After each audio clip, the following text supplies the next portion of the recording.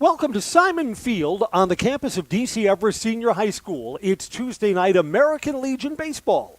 I'm Chris Conley as Marshfield's getting ready to take on DC Everest. We're about 5 minutes away from first pitch on what is a beautiful Tuesday night. We're in the lower 80s today. We'll cool off into the 70s. We had the humidity the last couple of days, and today just very, very comfortable weather. Brennan Bartlett will pitch for Marshfield. He'll pitch for DC Everest. And Jackson Ormond is going for the Marshfield Blue Devils. As the managers meet at home plate, let's set our starting lineups and batting orders for tonight's Legion game. We're not going to do Tuesday again for Wednesday night Legion baseball. Brock Bennington will lead off for Marshfield. He'll be in center field. Karsten Jerschley's the first baseman. He'll bat second. Riley Bauman is in right field. He'll hit third. Cole Timler is the designated hitter. He'll hit for the pitcher Jackson Ormond, and he'll hit fourth. At third base is Logan Homolka. He'll hit fifth. Colton Schillinger is the catcher, sixth. Nick Urban's in left field, seventh. Isaac Zepps plays second base, eighth, and Bennett Lang is the shortstop, ninth.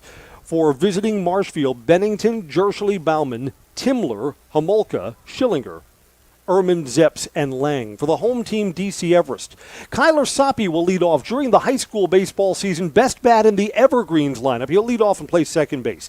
Colin Ebersol starts in the left field. He'll bat second. Nick Cotter plays third base, and he'll hit third. In center field, it's Preston Miller who will hit fourth. Tanner Graham's the shortstop for tonight's game for Everest, and he'll bat fifth. Chris Weisman will DH, and he'll hit for Bartelt, the pitcher. Catcher is Andrew Cotter. He'll bat seventh. Braxton Olson's at first base, eighth, and Jake Versamak's in right field, ninth. For the home team, Everest, it's Soppe, Colin Ebersol, Nick Cotter, Miller, Graham, Weisman, Andrew Cotter, Olson, and Versamak. The wind is dead calm right now. The weather is simply not going to be a factor in today's game. Field is in perfect shape. It's the DC Everest baseball program that maintains this field. So, you'll find Everest coaches and people who are associated with the program out mowing the lawn or raking the infield. And that the field is in such good shape speaks to their work here. And just really a wonderful night for baseball. If you're coming out, making the 45-minute drive over from Marshfield, or if you're a DC Everest fan or parent, this is a perfect night to come on out to Simon Field. Got some room in the bleachers, got the concession stand going, hot dogs and hamburgers are on the grill, and we are going to have a nice night and hopefully a competitive game. Baseball is brought to you by Hawkins Ash CPAs, the certified public accounting firm big enough to serve you and small enough to care. Accounting professionals in the firm's Marshfield office with local tax and accounting services backed by the resources and support of 9 other offices and more than 150 team members. Contact Hawkins Ash CPAs in Marshfield for all your tax and accounting needs. Visit them online at Hawkins Ash CPA to learn more. We're going to have another Legion game right here on this field tomorrow night, so we hope you'll join us for Thursday baseball when Wisconsin Rapids comes calling. DC Everest will be hosting them again tomorrow. It's going to be a little bit warmer tomorrow, and we'll also have a chance of showers or thunderstorms. We are thinking that any bad weather is going to hold off until after the game. Starting lineups being introduced to the crowd right now. Why don't we take our first break, and we'll come back with first pitch. Getting ready for Legion baseball tonight, Marshfield and DC Everest on Zaleski Sports. Really got to understand what a nurse is. Do they focus on you? Do they make sure that you're comfortable? And, that's what Shai has. It's the connection that he has, my best interest in mind, always. Why wait another day? Let's take the next step together towards a better life. Central Wisconsin Glass is Central Wisconsin's choice for your next new or remodeled shower and bathroom. The experts at Central Wisconsin Glass will effortlessly guide you through the design and installation process. Have the elegant and modern shower and bathroom you've been looking for. Call Central Wisconsin Glass at 715-387-8010. That's 715-387-8010. And Central Wisconsin Glass on Facebook for your residential, commercial, and vehicle glass needs. Nasonville Dairy, family owned and operated, bringing you fresh cheese curds made daily, along with many other varieties of Wisconsin-made cheeses and treats. Don't forget to check out our cheese and sausage trays for your upcoming parties and cheese and sausage gift packages for the holiday season or any other special occasion. Nasonville Dairy, located just southwest of Marshfield on US Highway 10, NasonvilleDairy.com.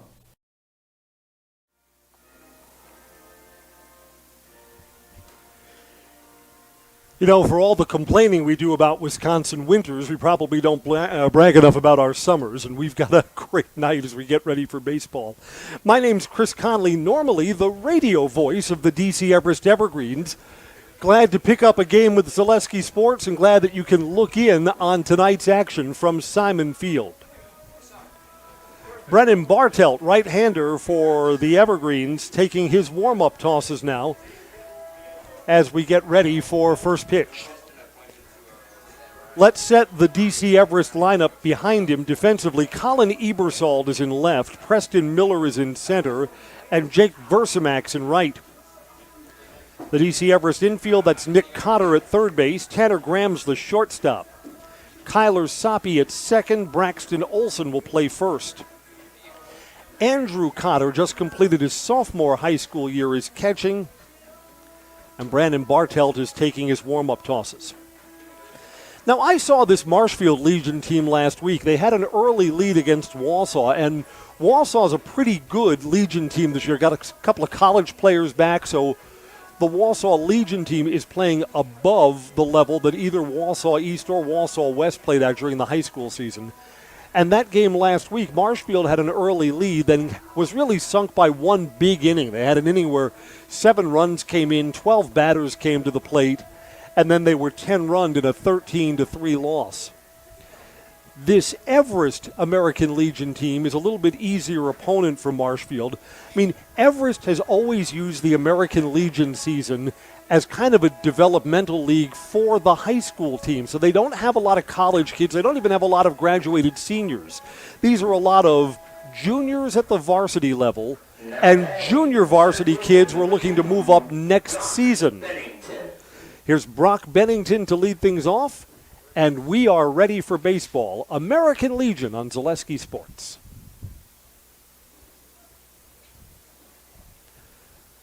Again for Bartlett. All the fundamentals of pitching apply. Stay in front, throw strikes. First pitch is outside, ball 1.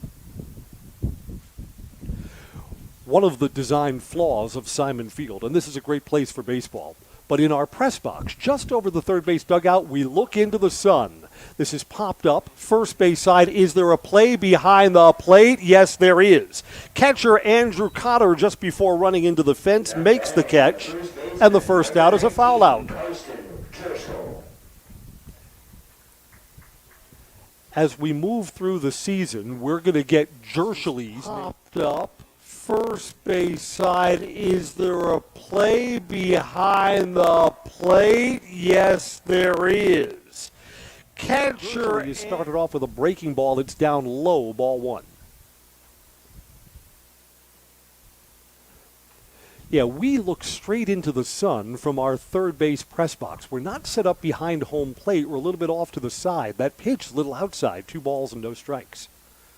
So we are looking forward to, 45 minutes from now when the sun sets over the horizon. Turn the lights on, have an even more comfortable afternoon, late afternoon, early evening. Outside corner, strike 1, 2 balls and 1 strike. Just joining us, we're just underway, playing the top of the first inning. Marshfield and DC Everest, American Legion. Bartelt took something off of that. Jershely was out in front and fouls it off. 2 balls, 2 strikes. The Marshfield Legion team's interesting to me because Marshfield High School had a lousy baseball season this year. Curve stays down low, count goes full. But then when the Legion season rolls around, you pick up a few more kids from the private schools in the area. Columbus has a great small school program, so some of those kids play here. You get one or two college kids back, and then suddenly you've got a much improved roster than what you had for Marshfield High School season. That pitch is up high, and it's ball 4. Karsten Jershely draws a walk. Riley Bauman will hit here. Yeah, some kids from Stratford, too. Stratford had a good baseball season this year. So you get to fill in a few areas where the Marshfield Tigers may have been weak this year. Bauman takes strike 1.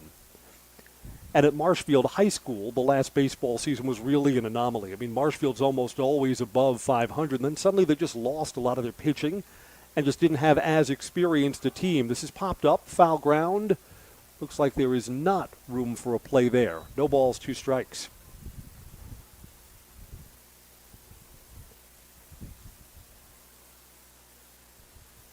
Who's playing good Legion ball? Well, Plover is good year after year. But you know what? Plover had a loss put on them last night. I mean, it's baseball. You're playing almost every day. Sometimes you run into a good pitcher. That hit him? It did. So a walk and a hit batsman. Marshfield's got 2 aboard without the benefit of a hit. Timler is DHing for Marshfield's starting pitcher. So Jackson Ormond does not hit. Timler will get his turn here. Evergreens play in at first and third and back at short and second. First pitch, strike 1.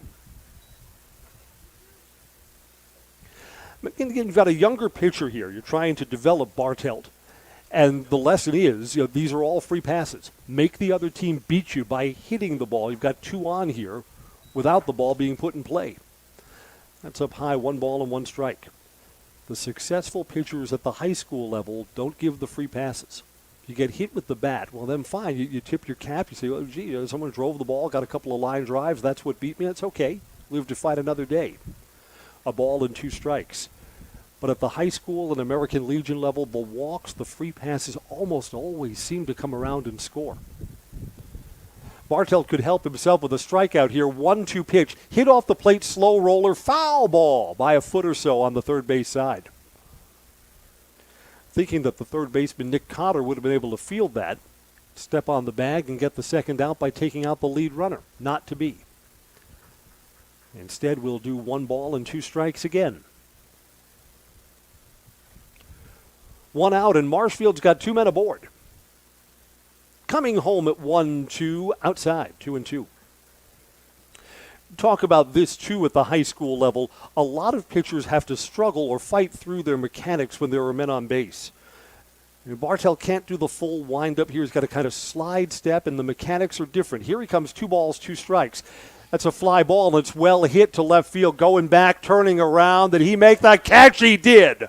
Wow, Colin Ebersol looked like he was in all kinds of trouble till he finally turned from his right to his left, looked up, and almost looked like he was surprised to have caught it. No matter, it's an out. Step and the mechanics are different. Here he comes, 2 balls, 2 Right, we're joking a little about that That's Colin's playing out of position there in left field. Well hit It is the second out. If it was over his head, 1 run and maybe 2 runs come around to score. Did he make the catch? Logan He Homolka, did. ball 1. Runners retreat to first and second. Now with 2 down. 1-0 pitch. Slow and up high, 2-0. I think Brennan Bartelt, when he throws that slow hanging curve, is going to want to use that sparingly tonight. 2 balls, no strikes. Swing and a miss. Big cut there from Homolka, who's looking to send that into Rothschild. Lefty bat coming home. This is hit to right field. Gonna be trouble. It's down. Is Marshfield going to try and score the run? Yes, sir. A 2-out hit gives Marshfield a 1-0 lead. Now batting the catcher, number 15, Colton Schillinger.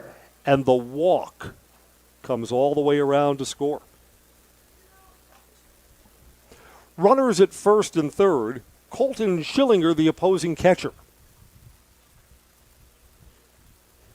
Schillinger cuts an imposing figure at the plate. First and third, 2 outs. Bartelt tries to limit the damage. Starts him off with a strike on the outside corner.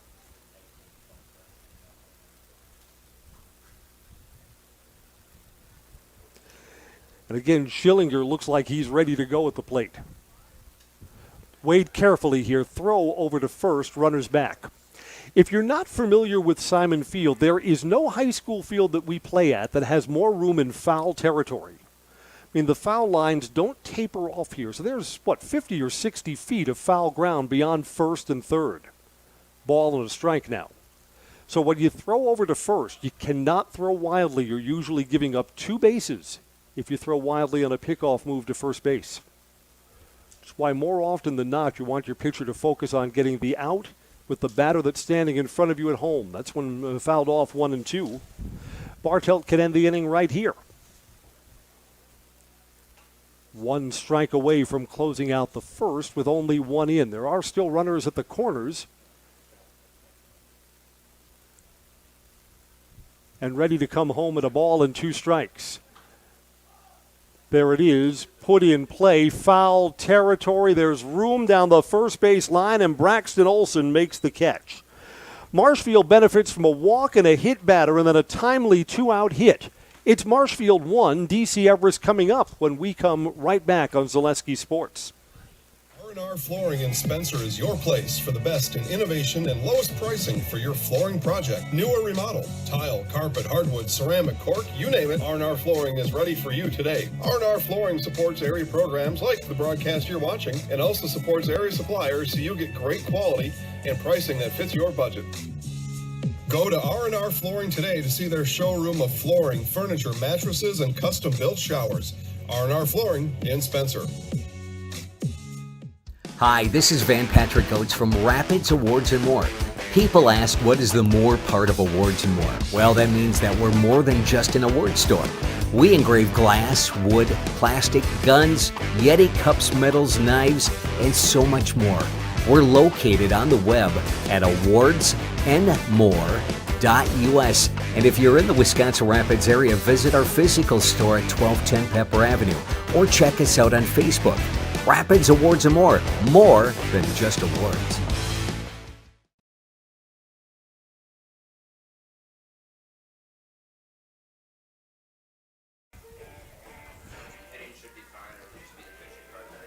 We're back at Simon Field where DC Everest coming up to bat in the bottom of the first. Jackson Ormond, the Marshfield pitcher, already staked to a 1-0 lead, and here's the defense behind him. That's Nick Urban in left. I understand that his older brother Keith does post-game concerts at some of these Legion games. Maybe he'll entertain us. Brock Bennington's in center and Riley Bauman's in right. Logan Homolka plays third base. Bennett Lang's the shortstop for Marshfield. Isaac Zepps is at second. Karsten Jerschley plays first today. Colton Schillinger catches, and Jackson Ormond is completing his warm-up tosses. Kyler Soppe will lead off for the Evergreens. I was chatting with Kyler down on the field. Kyler hit a home run last week. First home run of his varsity/Legion career. And Kyler, what's the right way to put this? Kyler celebrates his successes, and why wouldn't you?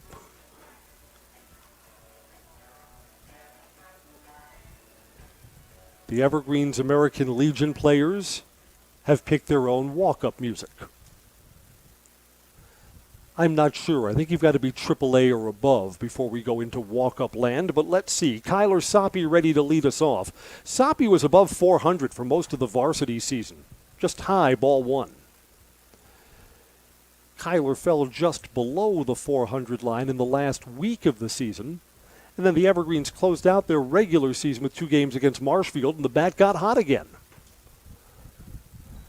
Just below the knees. So Jackson Ormond starts out just kind of framing the strike zone. First pitch a little bit high, second pitch a little bit low. There's a strike in the middle there. 2 balls, no strikes to Soppy. Hit off the plate. Third baseman's got a generous hop. It's got a good throw. Kyler Soppy has been retired by Logan Homolka. Number 2, Colin Ebersold. There's Colin Ebersold. Colin got only 1 or 2 varsity at-bats. Spent most of the year with the JV. Yeah, sure-handed over at third base. Got that nice big hop and a good throw, too, across the diamond. Yeah, Colin had a little bit of an adventure getting out number 1 in the inning out in left field. Turned left, then turned right. And you know what? None of that matters as long as you catch it. And he did. 1 ball and no strikes on a fastball outside. I remember the athletic highlight of Colin Ebersold's winter sports season. There's a strike 1-1. Colin played JV basketball, and the Evergreens basketball team went over to Ashwaubenon. Now, Ashwaubenon's a good basketball program, and the Everest varsity got blown out. But in the JV game before it, there's strike 2 at the knees, 1-2. The JV game before it was very competitive back and forth, and Colin Ebersold got the final shot and sank it at the buzzer. Gave the Evergreens a buzzer-beating JV win. Down a ball and 2 strikes now. Swing and a miss, strike 3. Now batting the third baseman, number 7, Nick Carter. Of all the Everest high school season baseball players, Nick Cotter's probably happy to turn the page to American Legion. Cotter was a good varsity catcher last year, but just struggled at the plate. Moves up to number 3 in the Legion order. Takes at the knees, strike 1.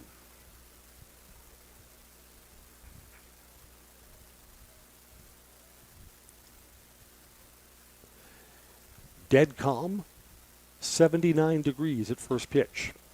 Off the plate, over the pitcher's head. This will be a tough play behind the bag. Cotter doesn't run well, and he beats it out anyway. The shortstop, Bennett Lang, tried to make that play, but that was a slow rolling ball with a high bounce, too, and Nick Cotter beats it out. Close at first base. I think Blue got that right. In fact, we'll get a chance. The Second Court of Appeals is about to come in. Yeah. Safe, you bet. Preston Miller hits in the cleanup spot and takes down low. So an infield hit for Nick Cotter with 2 outs. Like a lot of the Everest high school varsity starters, Preston Miller did not hit all that much during the season. It was around 250, pitches down low, runners going, safe. But Preston Miller played a really good defensive center field for the Evergreens.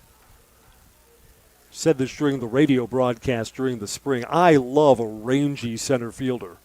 Kid that reads the ball the right way, covers a lot of ground. Preston Miller checked all of those boxes in the outfield. Hitter spot, 2 balls and no strikes, and now the runner at second could tie the game with a hit to the outfield. Off the plate, third base side. Third baseman didn't know how many outs there were. He looked the runner back and then threw over to first base, and that is out number 3, and the inning comes to an end. Marshfield leads 1-0 as we go to the top of the second when we come right back. This is American Legion Baseball on Zaleski Sports. If you lose direction, you can grab my hand. I'll be the one behind you to say no, one-man band. Just follow your dreams and keep your promises.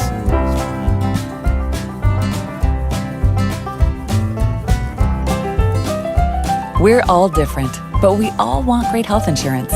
See why we're rated #1 in service, coverage, and affordability in Central Wisconsin. First things first with Mid-State Technical College. Dual credit programs earn you college credit in high school. Then choose a path that suits you. Use your skills to start your career or transfer to a university to continue your degree. Choose a new career. Transition easily and quickly by upgrading your skills. Or continue your education with dozens of classes to get you on your path. No matter your stage of the game, your first move is Mid-State Technical College.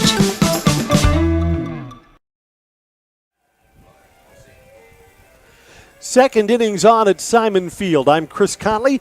Really great to be spending part of the summer with you as Marshfield takes on DC Everest in American Legion ball.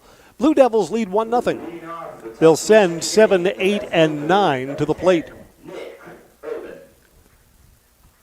Left-handed batting, Nick Urban to hit here.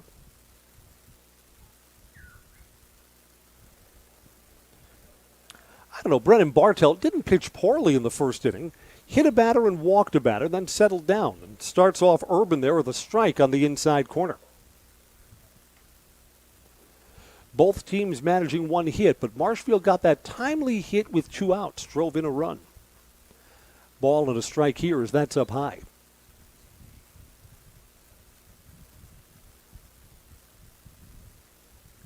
Bartelt, leg kick with nobody aboard, took something off there, and Urban's right on top of it. 1 ball and 2 strikes. So, I mean, that's one of the things that we're looking. We're going to develop Brennan Bartelt into a varsity starter. Can you change speeds? Can you still throw it for a strike? Showed that he could there. Ooh, that's close, too. Judged to be a little bit low, 2-2. I don't know, when you're ahead in the count, that's where you want to nibble, see if you can get a swing for a strikeout, or maybe get a generous call. Fly ball down the first base side, out of play. 2 balls and 2 strikes. You know, as soon as it started to warm up, we've had nothing but bugs, all kinds of species flying around the Simon Field press box, up high, 3-2.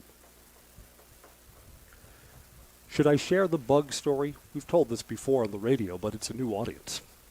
3 balls, 2 strikes. And that is down low, lost him. Ball gets away from Andrew Cotter, but not far enough for Urban to advance. Number 14, Isaac Zapps. So years ago on the radio, I'm doing a DC Everest game at Wisconsin Rapids. It's at the old Witter Field. Rapids doesn't play there anymore. They built a beautiful new complex at their high school, but Witter Field used to be the home of Wisconsin Rapids baseball. Throw over to first, runners back.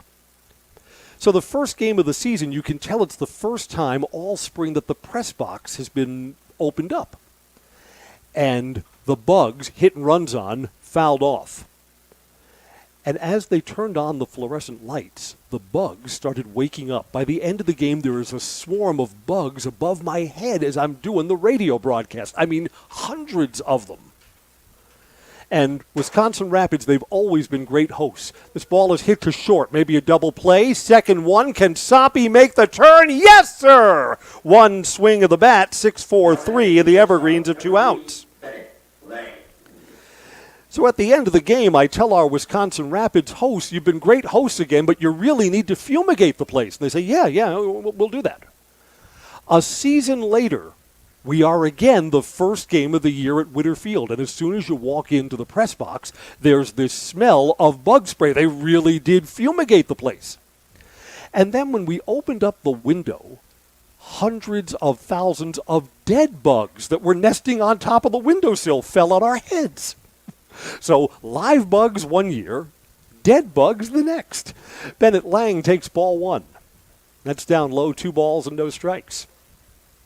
I always thought that Witter Field was a cool place to do a game. I've always liked kind of the minor league ballpark feel where they've got, a press box and a grandstand, kind of like Athletic Park in Wausau. Or you travel over to Eau Claire and do a game at Carson Park, which is one of my favorite places, 3-0. Before he became a big league slugger, Hank Aaron played minor league ball over at Eau Claire with the Eau Claire Bears, and that's up high for a ball. Third walk allowed by Brennan Bartlett. 2 outs and a man on first to the top of the order, Brock Bennington. I wonder how many high school players, most high school teams will play a game or 2 over at Carson Park in Eau Claire where they have the bronze statue outside the stadium of Hank Aaron. And the baseball legend is you're supposed to rub Hank Aaron's head and you'll get a hit that game. I'm not sure how many players know that. When you get into the Northwoods League, most players do. In fact, you'll see it, or sometimes they'll take out their phones and you'll see on social media. Give old Henry a rub and see what happens. 2 balls, no strikes. This is 6 out of the strike zone now for Bartelt. 2 outs, man on first. Marshfield got a 2-out hit to bring in the 1 run that they have. That's the only one of the game. There's a strike right at the knees. 1-1.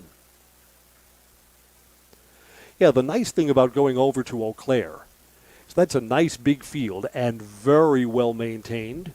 And it's on the island there at Eau Claire, so it's a nice ride over. And it's a nice venue for baseball. High swinging strike, throw down to second, not in time. So there are 2 strikes now on Brock Bennington, but Marshfield puts a runner in scoring position.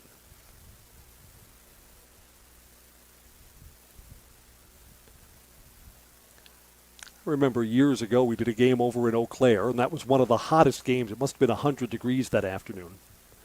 And then we had another game a year or 2 later. It was a cold snap, and we were playing there at 10 o'clock in the morning, and temperatures were in the 30s at game time.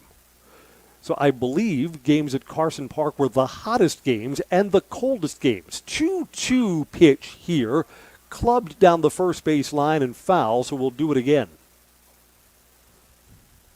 2 outs and a man on second here in the top of the second. And Bartelt's trying to hang up a 0 in this frame. Checks that runner, and he's coming home. Off speed, hit to right field. Room to make a play. Now coming over and making the catch is Jake Versamak, which brings the inning to a close. 1.5 in the books. Marshfield 1, DC Everest nothing. This is American Legion Baseball, and we'll be back after this break. Wondering what to feed your team after work, the game, or this weekend? Chips Hamburgers in Marshfield and Wisconsin Rapids has tasty, char-broiled burgers for any hungry appetite. From the classic hamburger to the famous Chips Champ and everything in between, check out our daily specials. Stop inside to enjoy your meal with comfortable seating. See our complete menu of burgers, hot ham and cheese, hot beef, chicken and fish, fries, rings, curds, and ice cream served year-round. In a hurry? Same great menu in the drive-thru. Chips Hamburgers in Marshfield and Wisconsin Rapids.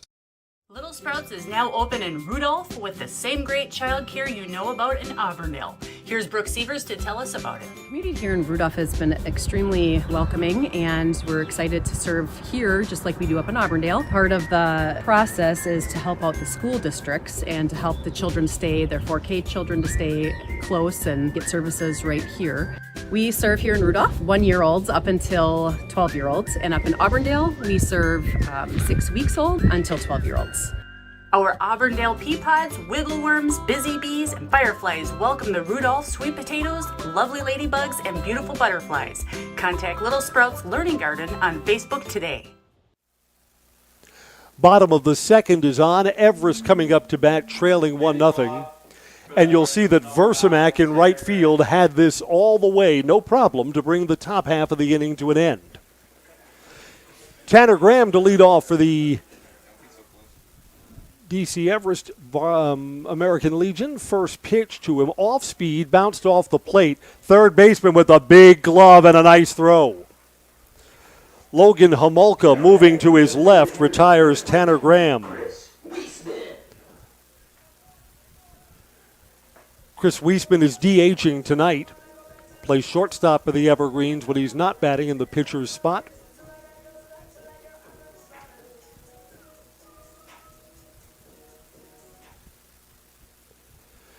Yeah, I mean, what's one of the goals for the DC Everest baseball program during the American Legion season? I want to get the bats going. The Everest varsity team during the high school season just didn't hit enough, and not a lot of clutch hitting. 2 out hits, runners in scoring position. Those hits were hard to come by. 1-0 pitch to Wiesman. That's outside. 2 balls, no strikes. Baseball coverage tonight brought to you by H&S Manufacturing in Marshfield. They're hiring. If you're a hard-working individual, we need you. A solid company that offers top wages along with a very generous benefits package. At the knees, 2 balls and 1 strike.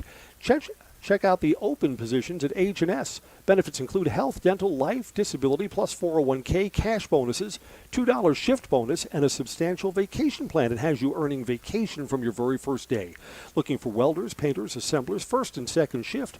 Apply online. Google us at H&S Manufacturing or log on hsmfg.co.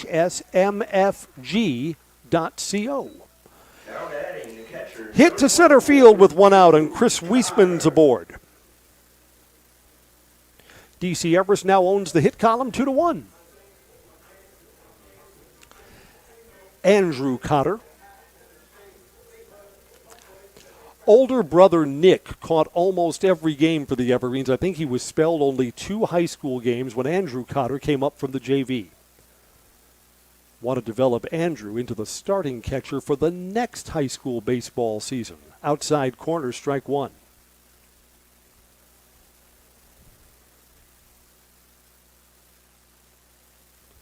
Braxton Olson waits on deck. Throw over to first, runners back. 1 out and 1 on as we play the bottom of the second inning.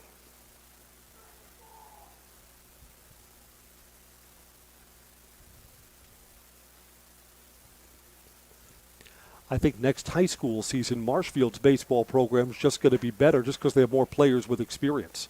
Swing and a miss there. It's 0-2 to Andrew Cotter. Cotter, the younger, is batting. Chris Wiesman's the runner at first.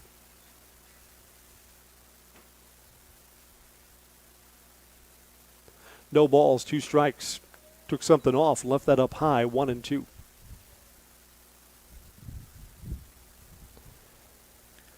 Jackson Ormond just rubbed that baseball against his pants. I saw that. Umpire didn't. Come on, Blue. 1-2 pitch. And this ball is hit, sinking, right center field, and it's down. Cut off from going to the gap. It's going to be a double. The lead runner will hold at third base. And the Evergreens with 1 out are in business here in the bottom of the second. Now batting the first baseman, number 5, Braxton Olson. Nice piece of hitting there for Andrew Cotter. Courtesy runner coming here. Yeah, Andrew Cotter is catching. So we'll bring him out and put the courtesy runner in. Marshfield leads 1-0, but that leads in a little bit of danger right here as Braxton Olson takes his turn. Marshfield will play this a step in at first, even with the bag at third.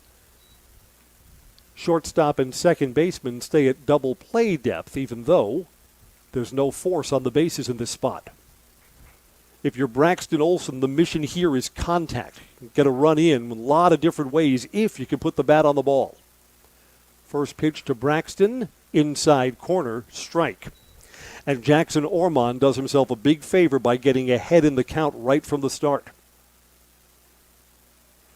With 2 in scoring position, if you're the pitcher, you just don't want to be chasing in this sequence. That's outside, 1-1.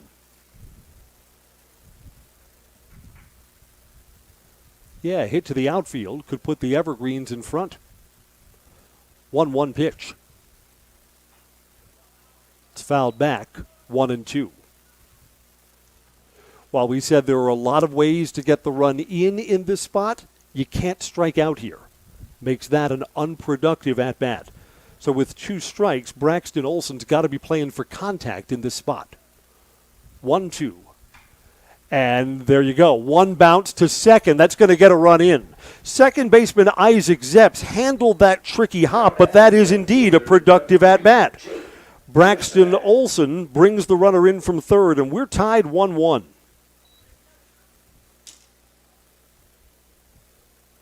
See, Coach Conley got him right to where he needed to be. Couldn't strike out there. That's the worst. Put the ball in play and something positive happened. Tied 1 apiece. Jake Versimak to hit. Also moved the runner over to third, so with 2 outs, Versimak's looking to pick him up. Swings and fouls that one back for a strike.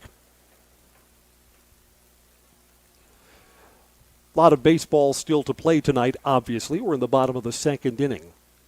But the Evergreens have a chance to play from in front if Versimak, the number 9 hitter, can come through here. A 1. Little bit high. Ball and a strike. Now, students of pitching will tell you that in most sequences, it's the 1-1 pitch, this pitch coming up, that determines who has the advantage. Does the tilt to the pitcher or to the batter? Well, pitcher here, there's a strike, a ball and 2 strikes. You throw a ball, it becomes 2-1. That's a hitter's count. Most hitters are going to get the green light, and you've got to throw a strike to him. If the pitcher gets the strike, it's 1-2. The batter has a little bit of guesswork to do in this spot. Coming home, off-speed pitch. Pretty good pitch and fouled back. So we'll stay at 1-2.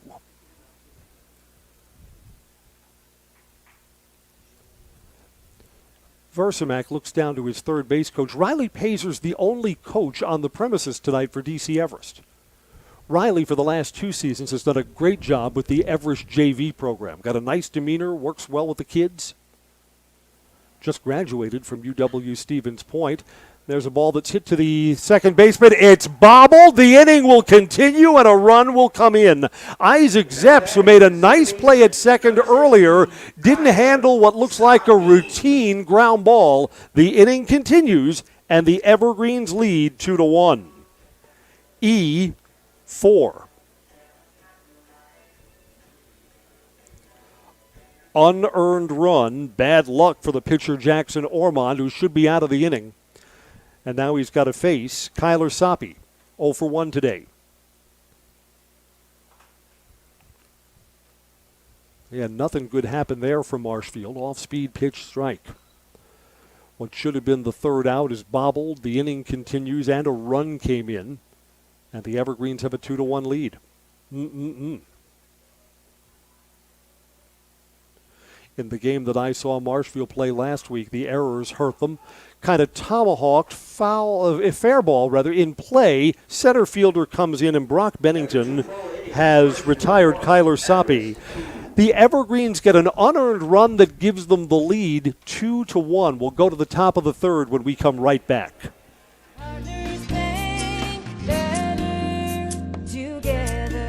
We know how a bank should be at Partners Bank. Banking should be easier, treating our customers as valued and important. Services should be better with online and mobile banking and locations close to where you live and work. Loans should be quicker, and we make all decisions locally with years of experience helping people with their financing needs. Partners Bank, member FDIC, and an equal housing lender. Partners Bank, better together. Witness the difference of a Catholic education at Columbus Catholic Schools. I think everyone should just know what makes this place special. Come and see. That's just what the Lord always said, and put your toe in the water. There are great schools, and it's a good fit. I'd always want them to come and to just feel the goodness and the family atmosphere. I invite everyone just to come in and see what it's about and to see if it might be right for them and their family. We invite you to schedule a tour today.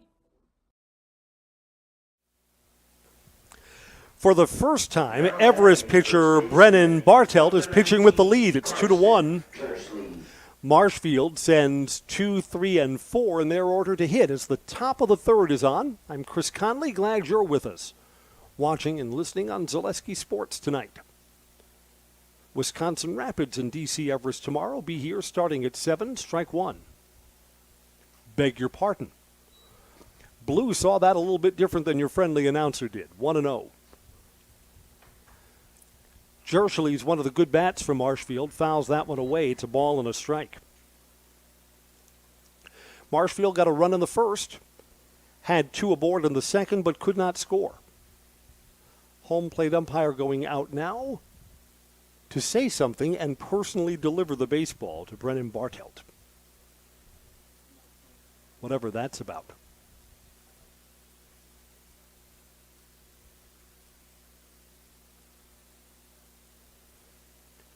Coming home at 1-1, up high, 2 balls and a strike. Some coaches or managers, if you see the umpire come out and say something to your pitcher, manager will pop up off the bench. Say, what's that about? Want to know what's being said here. Bouncing ball, slow roller third. Cotter, tough throw, safe. Score that an infield hit. Would have needed an outstanding throw to get Jershely, who runs well. Marshfield has the leadoff man aboard. Jershely's got speed, too.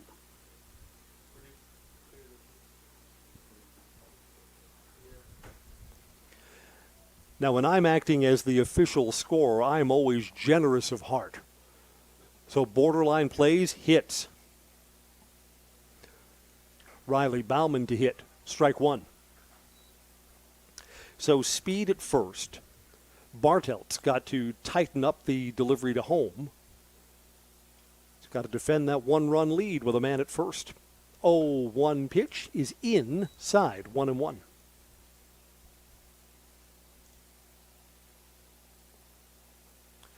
Bartelt's allowed 3 walks. Marshfield has only 2 hits.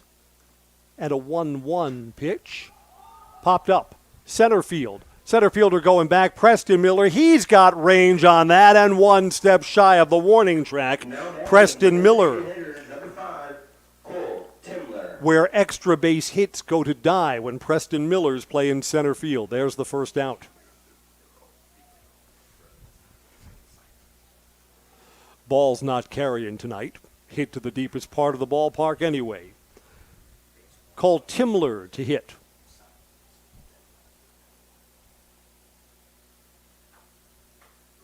First pitch there a little high.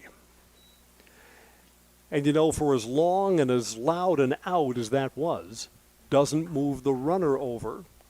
Keeps that leadoff hit at first base, not in scoring position. So that's still a win for Everest pitcher Bartelt. Ball is bounced off the plate. Foul. 1-1.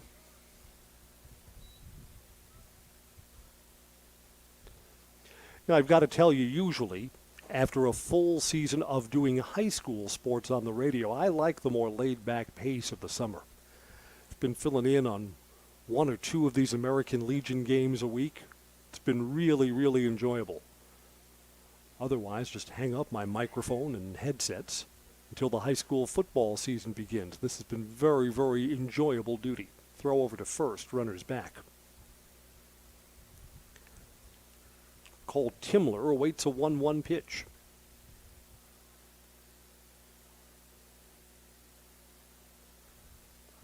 Down low. Yeah, you know, I count them up at the end of the season. At the just concluded high school year, I did 106 Everest broadcasts between football in the fall and some boys soccer, boys and girls basketball, and ice hockey during the winter, and then every high school baseball game. Runner takes a big secondary lead, sinking ball to center field. Preston Miller, he's got to play that on a hop. Runner was going, and the lead runner will move on to second base. Yeah, Miller made the right decision there. You don't lay out for that ball, because if it gets past you, it's going to go to the wall. It's going to be extra bases and cost you a run. Instead, Marshfield's got 2 hits in the inning and runners at first and third for Logan Homolka. Logan hit safely and got himself an RBI last time up. First and third, runners going, and the Evergreens fake the throw down and throw over to third base, runners back. So the Evergreens do not throw through to try and get that trail runner. Marshfield, with 1 down, has runners now at second and third. Baseball tonight is brought to you by Spectrum Benefit Solutions, offices throughout central Wisconsin. Spectrum Benefit Solutions is your group benefits provider. Health, dental, accident, and life insurance. Spectrum Benefit Solutions works with hundreds of clients of all sizes to help you attract and retain the best employees. Find Spectrum Benefit Solutions on Facebook to get started. Pitches ball 2. 2 balls and no strikes. The Evergreens, for only in the third inning, the Evergreens bring the infield in to try and cut down that run. And it's 3 balls and no strikes. Bartelt's in danger of loading the bases here,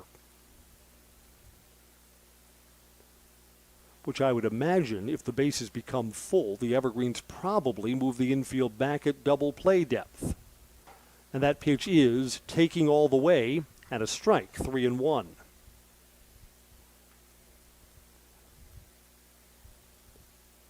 The infield in, we get a good look at anyone. That's Tanner Graham, our shortstop, with the sanitaries up high. Wondering if there's going to be a flood. Swing and a miss, 3-2. Bartelt could really help himself out with a strikeout here. The infield in, ball put in play. Who knows what happens? Get a K here, and it's up high, ball 4. And the bases are full of Blue Devils. Now batting the catcher, number 15, Colton Schillinger. Colton Schillinger fouled out down the first base line his first time up. Coach Riley Pazer makes the slow walk and wants to talk to Brennan Bartelt.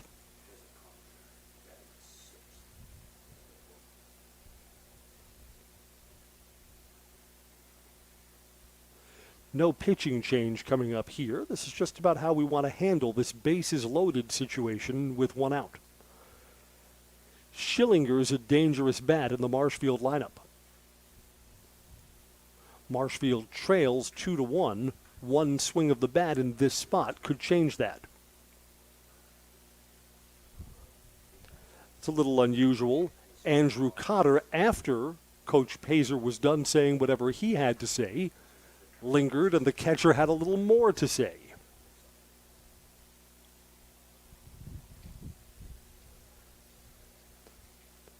All right, so Bartelt's worked himself into kind of a pressure cooker spot, and the first pitch is high, ball one, with nowhere to put Schillinger. This is the result of 2 hits, one of them an infield hit, and then a walk to load up the bases. 1-0 pitch. It's popped up. Fighting the sun, third baseman Nick Cotter makes the catch in fair territory. Schillinger has popped out weakly in both of his at-bats. There's the second out. Now the infield can go back for Nick Urban. Walked his first time. Chance to get out of this jam. First pitch, swing and a miss. You know what? Someone should tell Bartelt he can work from the windup in this spot. He's slide stepping towards the plate. He's got to realize with 2 outs and the bases full windups in order here. 0-1. Ball is hit to the right side. Second baseman Soppy's got it. The DC Everest Legion gets out of this. Bases loaded. Marshfield does not score. We'll go to the bottom of the third. DC Everest 2, Marshfield 1 on Zaleski Sports. Chili Implement, located just west of Marshfield in Chili, is your Kubota dealer in central Wisconsin. Big or small, Chili Implement has all the best equipment waiting for you. From farm tractors to lawn care, plus work and have fun in a Kubota side-by-side. Choose Chili Implement for your parts and service too. Chili Implement, open Monday through Saturday to serve you and 24/7 online at chiliimplement.com. Grassland Dairy Products is your match for an exciting new career today. Go to grassland.com to see the opportunities waiting for you. Browse through careers like CDL truck driver, shipping and receiving, line tech, quality assurance, forklift, maintenance tech, inventory associates, and more. Great compensation, weekly pay, and zero premium, company paid health, dental, and life. Apply now at grassland.com or in person at Grassland Dairy Products, Fairground Avenue, just south of Greenwood.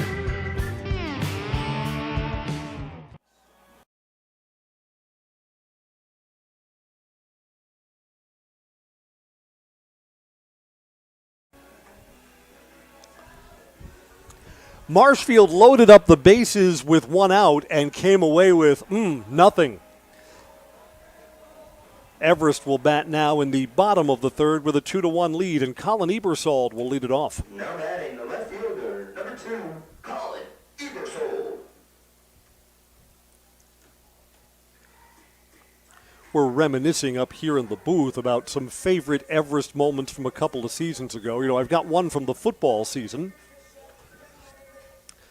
Game against Marshfield that actually turned out to be an Everest win during the football season, where the Evergreens got the go-ahead touchdown on a fake punt on 4th down.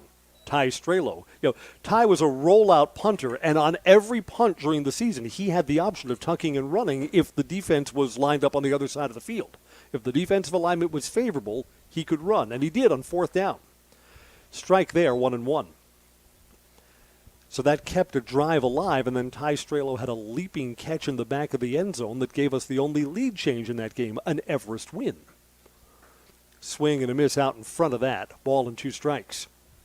And now for a moment of personal bragging. That was the call. The call of that go-ahead touchdown was nominated for High School Sportscaster Play of the Year. Came in. Do you know how I did at this year's Broadcast Awards? How did I do? Came in second place. I've had 2 years where I've come in first. The Ty Strelo touchdown, I thought a great play and well called, but was runner-up at this year's Broadcasters Awards. A ball and 2 strikes. 1-2 pitch is down low, and the count evens at 2-2. You know, to win the play-by-play broadcasters awards, first of all, what you need is a great moment, and you have no control over that. You need a close game that comes down to an exciting play. It has to be a great moment that is also well called. Diving stop for the second baseman. No, it's through and into right field. Colin Ebersol is a leadoff base runner. 4 hits for the Evergreens and a leadoff man aboard. Little resilience there, a redemption for Colin Ebersol, because on the swinging strike before that, he didn't look very good. Hand was coming off the bat, was way out in front of it. Then kept the hands back a little bit and punched that one through to right field, and he's at first base. Here's Nick Cotter, who singled his first time up. Off speed, drops in, strike 1. Jackson Ormond hasn't pitched poorly. Evergreens have reached him for 4 hits and 2 runs. In fact, the go-ahead run now is unearned. Came in on a fielding error at second base. 1-1 here. Cotter is looking down the third base line. You know, in the high school game, eventually if you do enough high school games for the same team, you know the coach's tendencies. That's up high, 2 balls and a strike. If Dave Langbin, varsity coach, were coaching here, sacrifice might be in order to try and grab an insurance run by putting someone in scoring position. Different coaches, lots of different ways to play all of these situations. Riley Pazer looks like Nick Cotter gets to hit away here. And he does, and it's down to right field. Lead runner will move to third base. Now batting, the center fielder, number 1, Preston Miller. So, I mean, if you could look into your crystal ball, you wouldn't want to surrender an out when your team's hitting. Nobody out first and third. Preston Miller's already got a good defensive play in center field on his ledger and comes up in an RBI spot here with runners at first and third.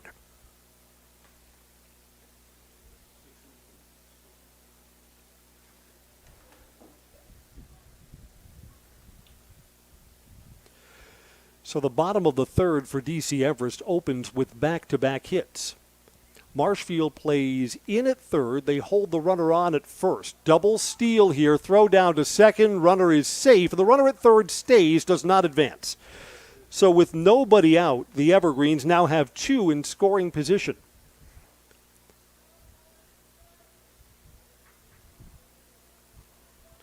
Preston Miller can double the run production with a hit to the outfield in this spot.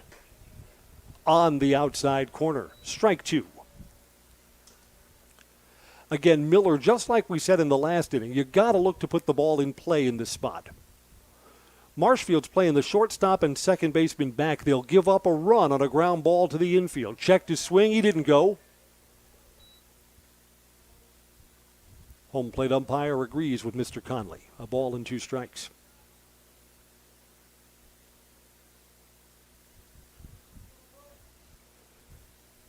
Coming home again. That's down low 2-2-2. And you know what? I think the pitcher balked before he threw that. I think he came set and then didn't come set. Then raised his glove up again before he pitched. Had the mechanics down correctly that time. Hit up the middle. 1 run is in. 2 runs are in. A 2-strike hit for Preston Miller, and the Evergreens are up 4-1. Now batting, the shortstop, number 9, Tanner. Jackson Ormond is greeted with 3 hits to start off the third inning. Miller gets 2 RBI on 1 swing of the bat. Tanner Graham here. Tanner Graham, worst walk-up song of the night so far. First pitch here is a strike. I forget who it was in Major League Baseball that there's one of the big league players who's got a young kid at home, a toddler, and picked Baby Shark as his walk-up song. So back at home when his son is watching the game, when Baby Shark is on, he knows that Daddy's at bat. Inside, 1 ball and 1 strike.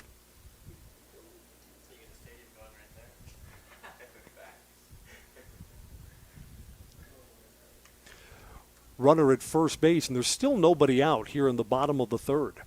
Swing and Fouled off the catcher's mask and back to the screen. Wake-up call then. Ball, 2 strikes. Yeah, I would think, which walk-up songs are earworms that would just stick with you as you leave the ballpark? Yeah, Baby Shark would probably be one of those. Off speed is up high, 2 balls and 2 strikes. You know, I said this during one of our high school radio broadcasts, that if I had the time during the summer, I would love to travel to Asia. I think it would be fascinating to see a pro baseball game either in Korea or Japan. Down low, 3-2. And I've read about some of the differences. I mean, go look up the wiki page about South Korean baseball. The South Korean fans, players don't have walk-up songs, they have walk-up dances. And if you're a fan of that team, you know the moves. Runners going here, hitting runs on and through the left side. Evergreens will move that lead runner from second on to third. Yeah, the first out is elusive here for Marshfield pitcher Jackson Ormond. Nobody out, first and third, and a 4-1 lead for the Evergreens. And now a conference at the mound, which will give me a moment to drop more knowledge about South Korean baseball. So the fans download their favorite players' dance moves onto their phones. And when your favorite player comes up, you get up out of your seat and do whatever it is you're supposed to do. And if you're a really big superstar, one of the South Korean big pop stars, K-pop, does your dance. So someone's coming up and suddenly they're like smooth like butter or something like that. See if we're going to get a pitching change here or if Marshfield's going to stick with what they've got. First 4 batters have all reached for Everest here. And it looks like Ormond is going to continue. If Ormond wants to stay on the hill in this spot, yeah, he's got to get an out right here at the plate. I bet the calculations about pitching changes if another run or 2 comes in. This third inning has started off with 4 consecutive hits, and there's still nobody out. Chris Wiesman singled his first time up. First and third, runners going, and they cut off the throw down. So now there are 2 more in scoring position. Yeah, if Wiesman singles in 2 more runs, I would bet that's probably the end of the line for Jackson Ormond here. In a 4-1 game, a hit to the outfield could make it 5 or 6-1. See if Wiesman delivers. Inside corner strike, 1-1. The other thing about baseball in Asia, again, different culture, same game, just watched and played a different way. When the opposing team is at bat, the other fans sit silent. No noise. Wild pitch, bounces wide of the plate, and a run will come in. 5-1, DC Everest. Trail runner moves up from second to third. So that's 3 runs in this inning. And Chris Wiesman now shifts into the driver's seat at the plate. He's ahead 2-1.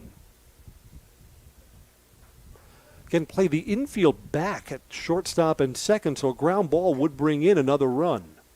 That's outside. That's close, and Ormond kind of needed a strike there that he didn't get. Yep. Coming home here, off speed through the left side by the diving third baseman. It's a 5th hit this inning and another run in. Chris Wiesman with an RBI.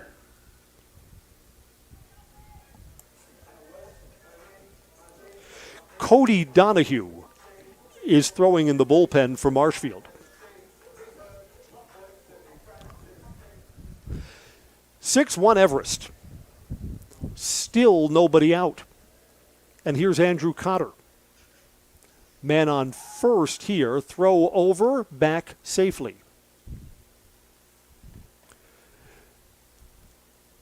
My other weird note about baseball in Japan, you know, in Japan, baseball games can end in a tie. They play only 12 innings. If they're still tied 12-12, at the end of 12, the game goes into the books as if it's not even played. You say, well, why is that? You know, in Japan, most of the teams are clustered around Tokyo, and there's no parking at the stadiums. Everyone arrives by bus or by train. You take public transit to the games. This ball is a fly ball to left field. Calling and catching is Nick Urban. There's the first out. Took a while. The Evergreens sent 6 men to the plate before the first out came. And here's Braxton Olson, 0 for 1. So because the last train or the last bus in Japan leaves, say, at midnight, the games can't go any later than that. So after the 12th inning, the game's a tie. First ball swinging and into center field. Going to move that runner over to third base, too. So the hit parade continues for the Evergreens. Braxton Olson joins in, and with 1 out, there are runners on the corners. Jake Versenak's turn here. Kind of surprised that Jackson Ormond's still on the mound, and he is.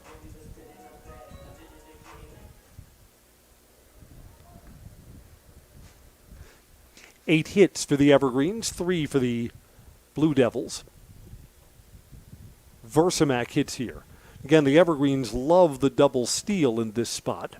See if that's in order. Pitches down low for a ball. Big lead there at first base.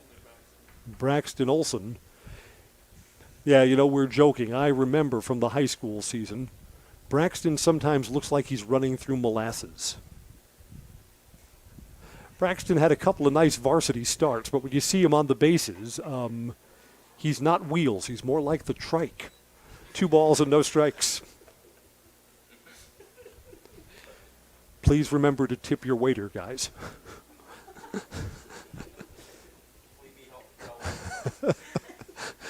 No, I'll be here for 1 day next week, and then that's it. Then this show goes somewhere else. That's an inside corner strike, 2 balls and 1 strike.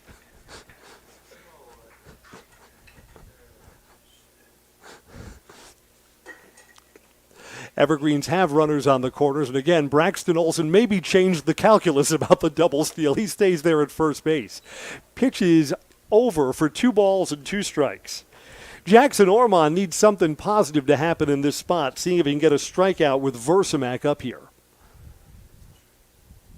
2-2 pitch, and that ball is fouled off.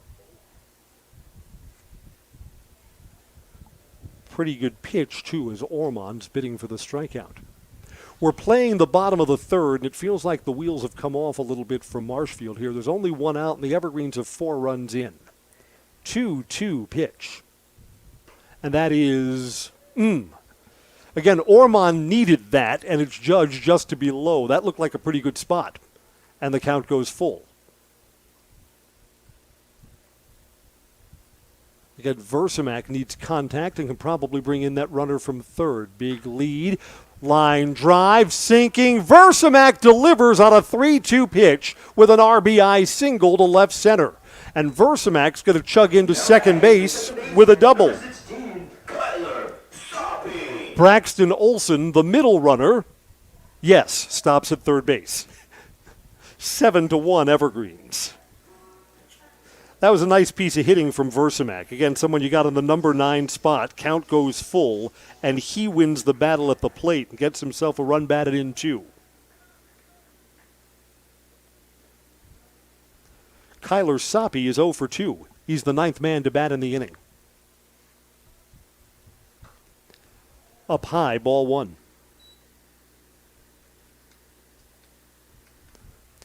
Again, still only 1 out.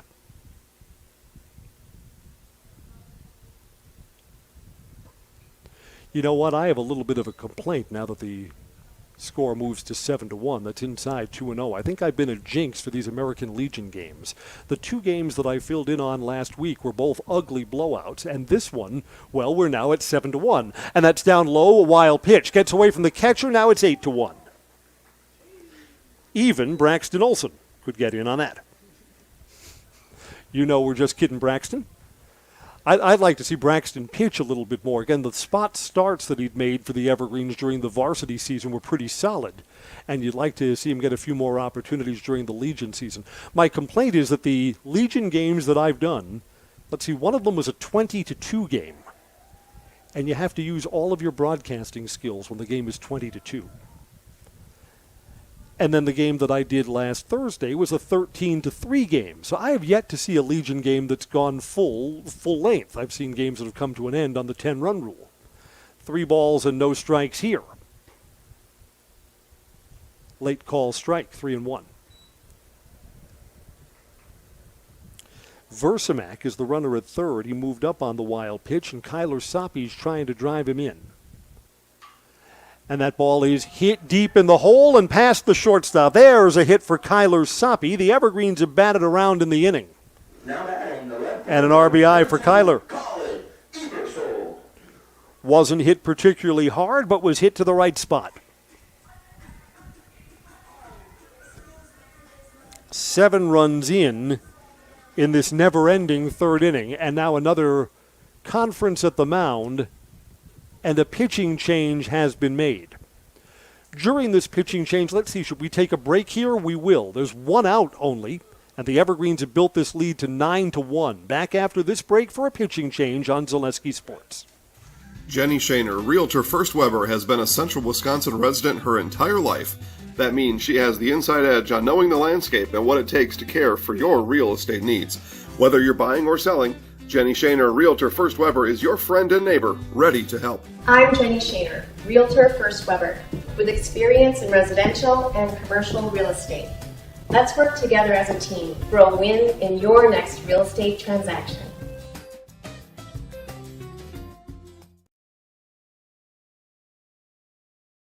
Scotty's Pizza and Chicken of Marshfield has been voted Best Pizza in Marshfield 12 years in a row.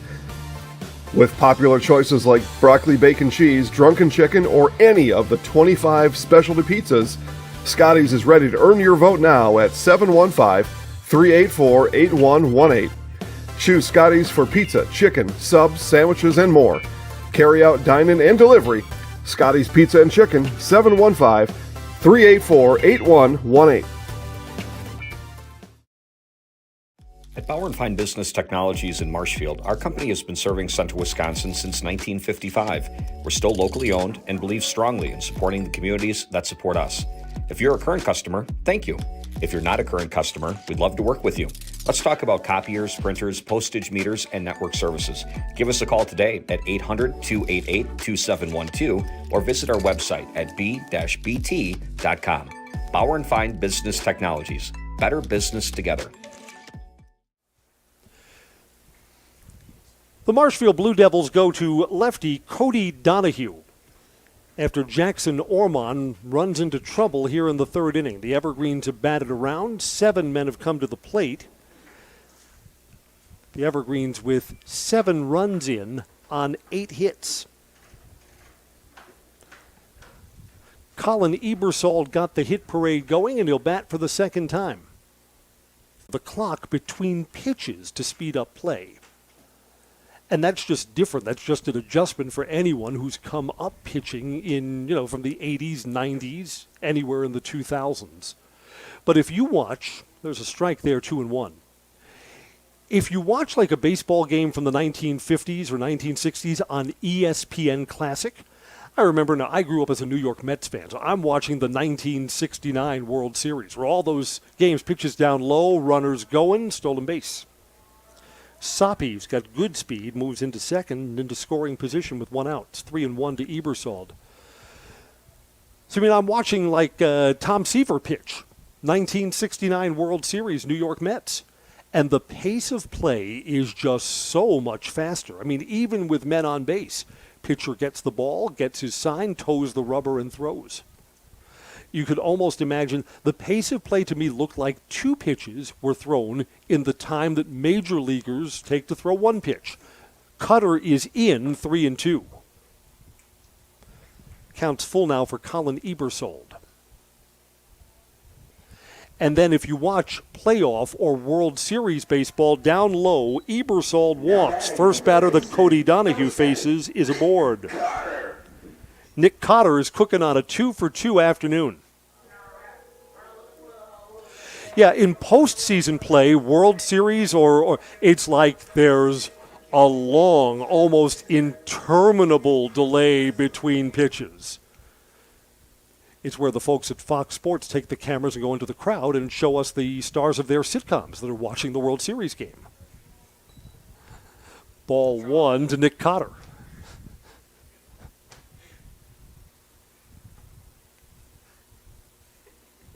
Say, oh, look, Brad Pitt's at the ball game. And there he is. And this ball is hit over the head of the outstretched shortstop. Lead runner will hold at third. Now they're going to try and bring him around. Cut off. Another run comes in. Wow, if that ball was hustled back into the infield, there might have been a play on Colin Ebersold. Instead, there isn't. And it's a 10-1 lead for the Evergreens. Nick Cotter there at first base, 3 for 3.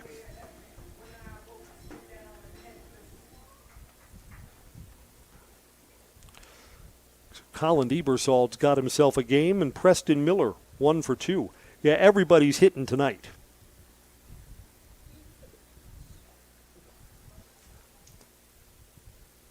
Strike one there. I saw Cody Donahue pitch Thursday in the Marshfield-Wausau game. It was Donahue who was on the mound when Wausau 10-runned Marshfield and brought the game to an end. Here's the 0-1 pitch. That stays up high, 1 ball and 1 strike.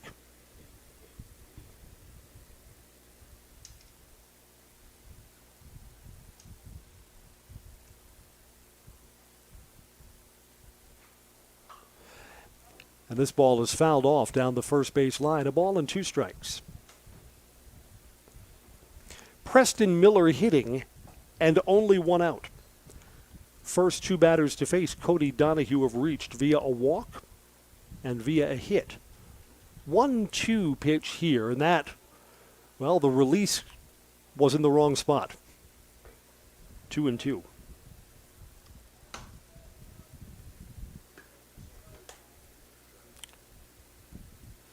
We can close the book on Jackson Ormond, and as you might imagine, the pitching line is not pretty. The count goes 3-2. We'll give it to you after this pitch from Cody Donahue. Evergreens still have runners at first and second. There's only 1 out, and 8 runs in this inning, and that is shallow, sinking to center field. It's down. Evergreens hold the lead runner. The throw missed the cutoff man, and you know what? Our first base runner has overrun first base, and there's no one covering the bag. And Marshfield could have had an out on the back end of that play, and they don't. Wow. Preston Miller didn't realize the runners ahead of him had held. Miller looked like he wanted to go to second base. Would have been thrown out, doubled off if they threw back behind him. There was no one covering first. Mental error. Preston Miller is 2 for 3 today. Bases are loaded again. Tanner Graham. Ball 1. Marshfield brings the infield in. The 10-1 game.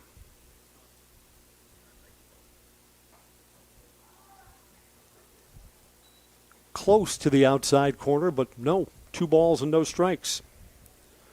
A walk would get the Evergreens another run and would push the lead up to 10. And we are only in the bottom of the 3rd.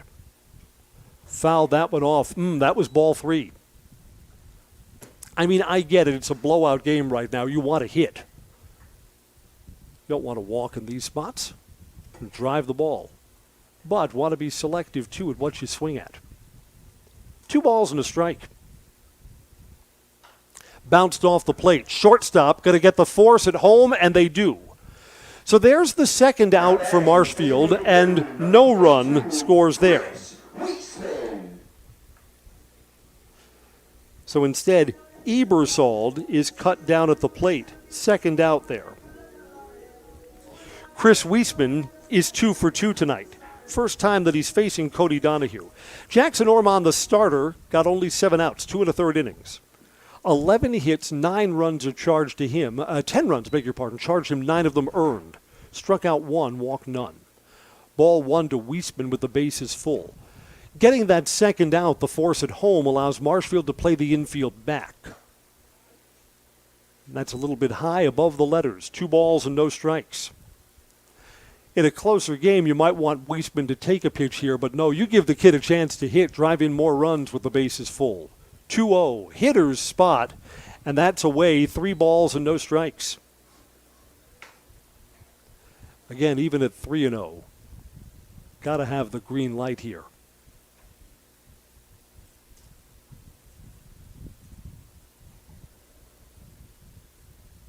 Taking. Red light there for a strike, 3-1. Evergreens have sent 13 men to the plate in this inning. 3-1 pitch. And that is driven to right field, but a play on it there is Riley Bauman. Bauman makes the catch. 8 runs in for the Evergreens on 9 hits. Suddenly this game looks like a blowout. We'll go to the top of the 4th, and our new score is DC Everest 10, Marshfield 1. This is American Legion Baseball on Zaleski Sports. At the Granite Shop, we take great pride in what we do. We offer high-quality natural stone granite as well as a huge selection of man-made stone. With full slabs as well as a variety of partial remnants, you'll have no problem finding the stone that was meant for you. Our high-end, high-quality granite, quartz, and marble is perfect for any kitchen, bathroom, or remodel need. We are locally owned and operated on County Road C near Stratford. We service all of Wisconsin.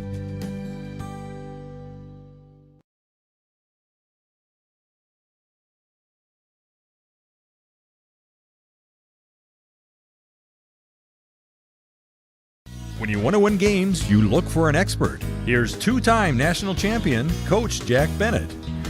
I may know a few things about basketball, but I'm a rookie when it comes to vehicles. I trust the team at Sherrill Tire and Service Centers to call those shots. They're professionals. Remove the stress and anxiety of having your vehicle serviced or repaired. Find your location at SherrillTire.com. Go with the winning team at Sherrill Tire and Service Centers.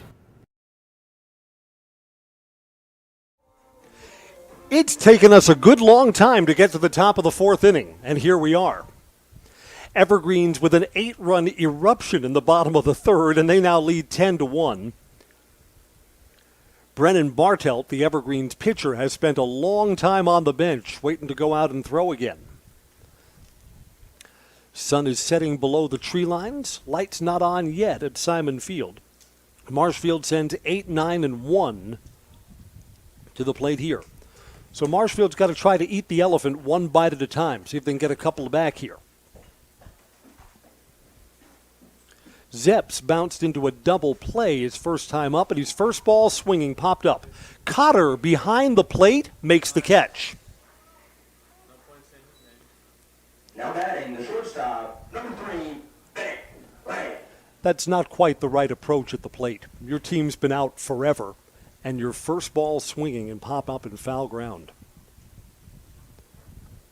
Got to take a couple of pitches there, give just your defense a little chance to settle in on the bench. Bennett Lang walked, swing and a miss there.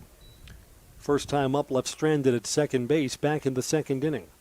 Marshfield had a 1-run lead, 10 unanswered for DC Everest since then, up high 1-1. And what's nice here for Bartelt, I mean, you just let him pitch with a little bit of confidence. Just throw strikes. Pressure is off in this game right now. Up high, 2-1.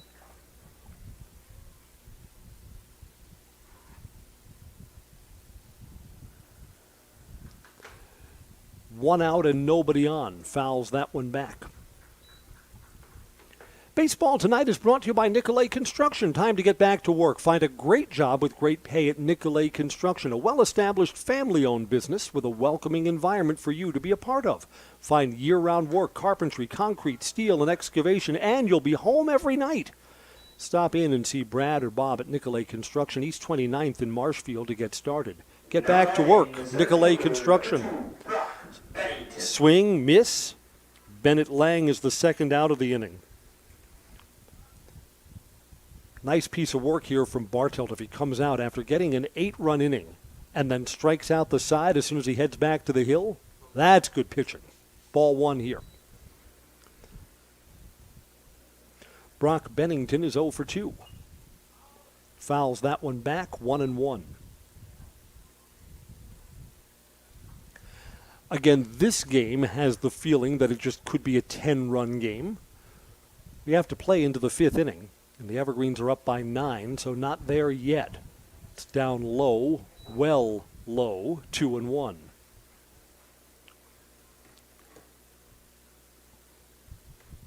Yeah, Barteld's pitching's been a little inconsistent. He's given up 3 walks. Only has 1 strikeout. But you know what? Playing with a comfortable lead. Well hit ball center. Going back here. Preston Miller back. Got a beat on it. Saw it right off the bat the right way, so it becomes an easy play. When the center fielder reads that ball as soon as it struck, makes things look easy. A 3-up, 3-down inning. We'll go to the bottom of the 4th, and the score remains Everest 10, Marshfield 1 on Zaleski Sports. For over 50 years, the Dental Clinic of Marshfield has served the area with the talent and expertise of big city dentistry with a hometown feel. With our multi-specialty staff and board-certified periodontist, orthodontist, and pediatric dentist, Dental Clinic of Marshfield has solutions for our patients of all ages from 1 to 100. We take pride in being in-network with an array of insurance companies to meet the needs of our community and our patients. No matter what your dental need, the Dental Clinic of Marshfield will be there for you. I had an employee at once ask me to prioritize family, faith, and business, and I put them in that order in particular. For each one of our employees, it's family first. You do what is best for you and your family. Then the rest of it will take care of itself. It's about making sure you make the best decisions for you and your family. Yeah.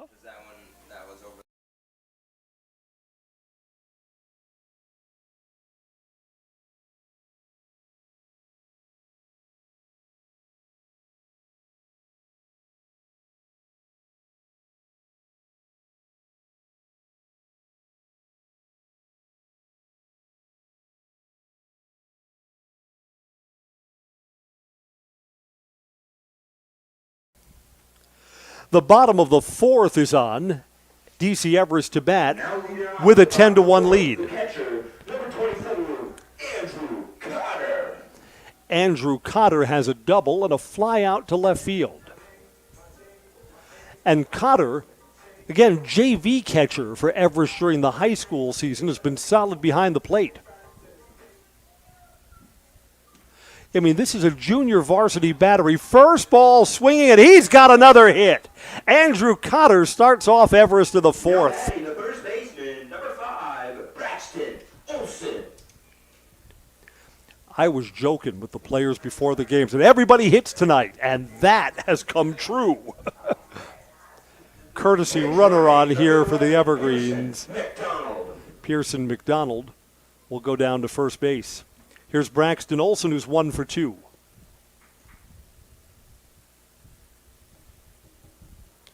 In a 9-run game, the sacrifice is no longer a part of this ball game, so Braxton Olson's going to get a chance to hit. Throw over to first base from the lefty, back safely.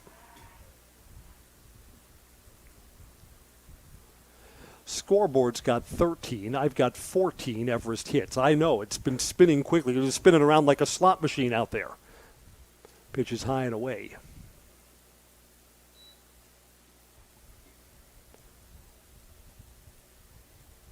Lights will be on soon as the sun sets out in right field. Throw over to first. Again, if the Evergreens can push 1 run across here in the bottom of the 4th, Marshfield would need to score in the 5th, or the ball game would come to an early end. Swing and a miss. Olson took a big cut. Yeah, even the bottom part of the Everest order is hit in today's game. Olson's got a hit already. Jake Versamak waiting on deck. Got himself a double his last time up. Fouled back here. Strike 2. McDonald's the courtesy runner at first. The Evergreens don't seem like they're inclined to steal in this situation either.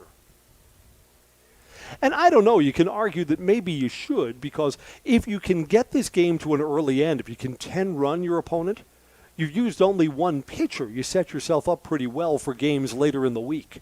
The Evergreens are playing again tomorrow against Wisconsin Rapids. Waits on this one, fly ball left center field. And while the left fielder and the center fielder weren't sure about who was going to play it, that drops in. Throw at second base. You know what? What's that? He's not out there. Oh, my goodness. They're going to say they got the force at second base. That wasn't even close. That runner was in there safely. And they're going to say the runner is forced at second base. I mean, it's a 10-1 game, so we're not going to argue calls, but that wasn't the right call.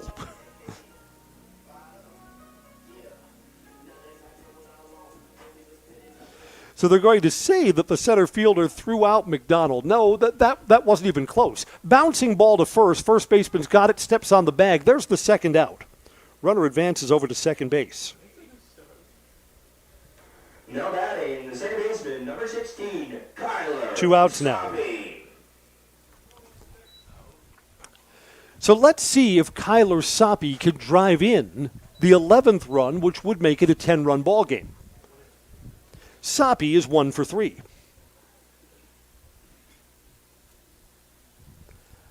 Again, not to dwell on this. I mean, this is a non-competitive game. But that call, oh my. Soppe is first ball swinging and fouls it off. Evergreens do have a man at second, so a hit to the outfield probably stretches this lead out to 10.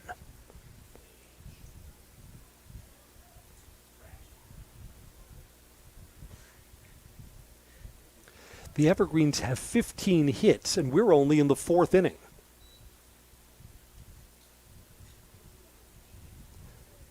Soppe takes a ball, 1-1. Again, Soppe all through the high school season and continuing now in Legion, selective at the plate.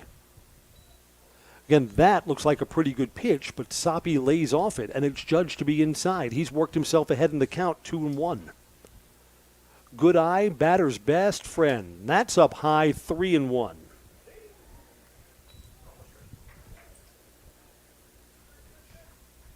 Again, Cody Donahue was on the mound when Marshfield was 10-run last week. And maybe the pitcher that's on the mound here in this spot. Taking ball 4. Well, I know that Kyler would prefer to hit rather than walk. 2 outs, runners on first and second. Colin Ebersold is singled, walked, and struck out. So officially 1 for 2 today.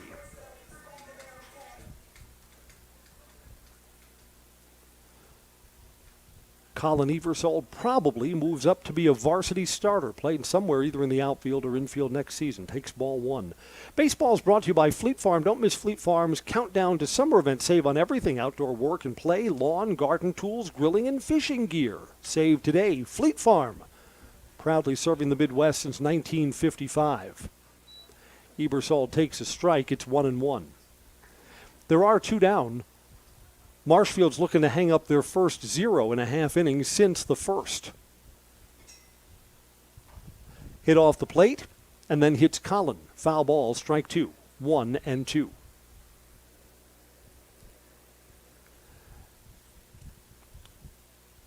Evergreens have a lot of 2-strike hits in this game, too.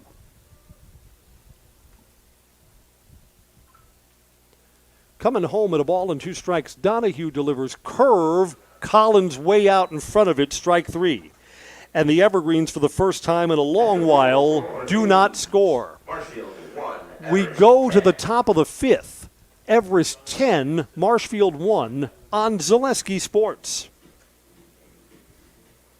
Really got to understand what a nurse is. Do they focus on you? You know, do they make sure that you're comfortable? And, that's what Shai has. It's the connection that he has, my best interest in mind, always. Why wait another day? Let's take the next step together towards a better life.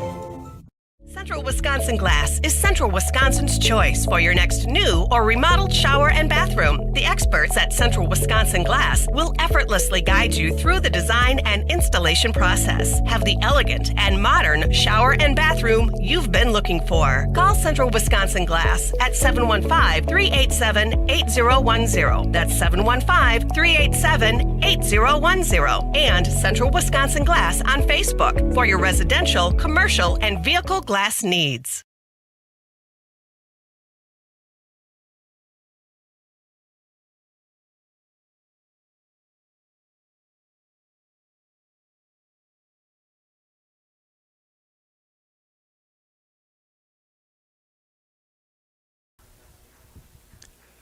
Top of the fifth is on, and Marshfield sends 2, 3, and 4 in their batting order. Here's Karsten Jerschley.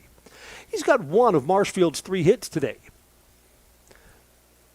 Another inning of work for Brennan Bartelt. Inside, ball 1. No, we're all right.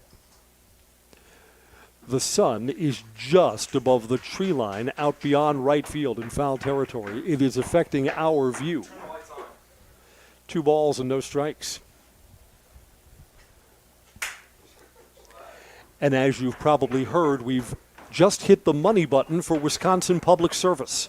Fly ball, foul ground. Is there a play there for the first baseman, Braxton Olson? Yes, there is. There's the first out in foul territory. Riley Bauman hit by a pitch and flied out to center field. You know what? That out to center off Riley's bat last time up was long and well hit, tracked down out there by Preston Miller. The Evergreens own the hit column 15-3. First ball swinging, foul back, strike 1.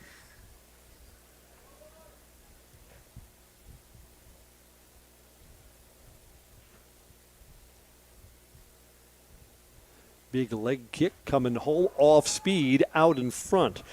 You know what? Considering that Bartelt sat on the bench for forever in the 3rd inning, then got a 3-up, 3-down 4th, retires the first batter that he's faced here, so he's retired 6 in a row. That's not too shabby. Got the last 2 outs in the 3rd, 3-up, 3-down 4th, and gets the first out here in the 5th. And is ahead no balls and 2 strikes to Riley Bauman. Coming home here, that's just below the knees, 1 and 2.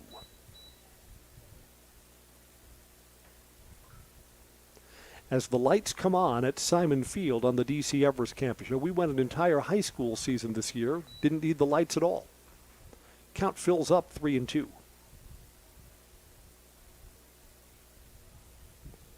Hard to believe. The month of June feels like it's just flown by. Be working next week towards the 4th of July weekend. Fouled away. I have some travel plans for the 4th, visiting some family, driving to Pennsylvania, out to Pittsburgh, the most expensive gas ever. So if you see me stranded along the Ohio Turnpike somewhere with no money, if I'm busted out, if my thumb is out, a ride home would be appreciated. 3-2 pitch, coming home, drops a little high, ball 4. Now batting, the designated hitter, number 5, Cole Timler. You've heard that in these blowout games, the strike zone kind of expands. Not exactly on that pitch. 1 out, Bauman's at first. Cole Timler is 1 for 2.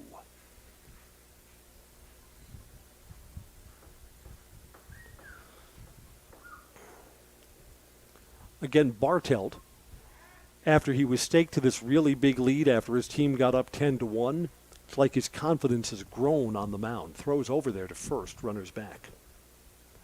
Evergreens have already turned 1 double play. Let's see if Everest can get another and bring this 5th inning to a close.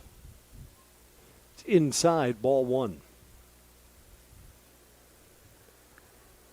Yeah, don't need to be fancy. You want Brennan to throw strikes. Long set, home, up high. 2 balls and no strikes. Yeah, again, Brennan, when he has to work from the set, looks like he tends to throw a little high. That's just a mechanics adjustment. And you know what? If Brennan's going to be with the varsity next year, let one of our volunteer coaches, let Greg Langbin work with him, or let Josh Nielsen spend some time with him. We'll get Brennan throwing strikes when there's a runner on base, too. One of the upgrades for the Everest varsity program. There's a strike. No, sir. 3-0. You know, the best high school baseball programs have one or sometimes two coaches who do nothing but work on pitching. And between Josh Nielsen, great high school pitcher in his day, strike one, 3-1 now, and Greg Langbin, there was probably no better in the Everest program back in the day. Suddenly the Evergreens have a lot of coaching that can develop young pitching talent. That's going to pay dividends down the road for sure. There's a strike and the count goes full. So Brennan Bartelt's battled back here to a full count. See if he can win the battle here against Cole Timler.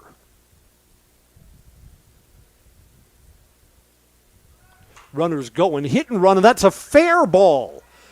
Just over the bag and down to left field. Marshfield's going to hold that lead runner at third base. Runners at second and third after a full count double for Cole Timler.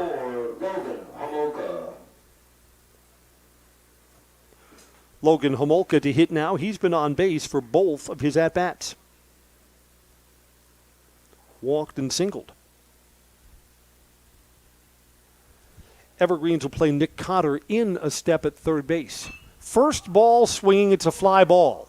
Shallow. They're going to try and tag this runner here. Caught by Preston Miller, who's got a good arm. Throw home, he is cut off. Marshfield will get a run in. That is the second out of the inning. Sacrifice fly for Homolka. And it's now 10-2.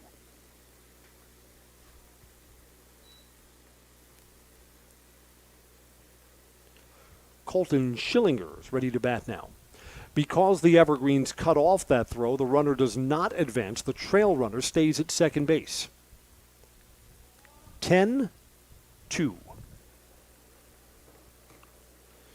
Schillinger's popped out both times. 0 for 2 tonight.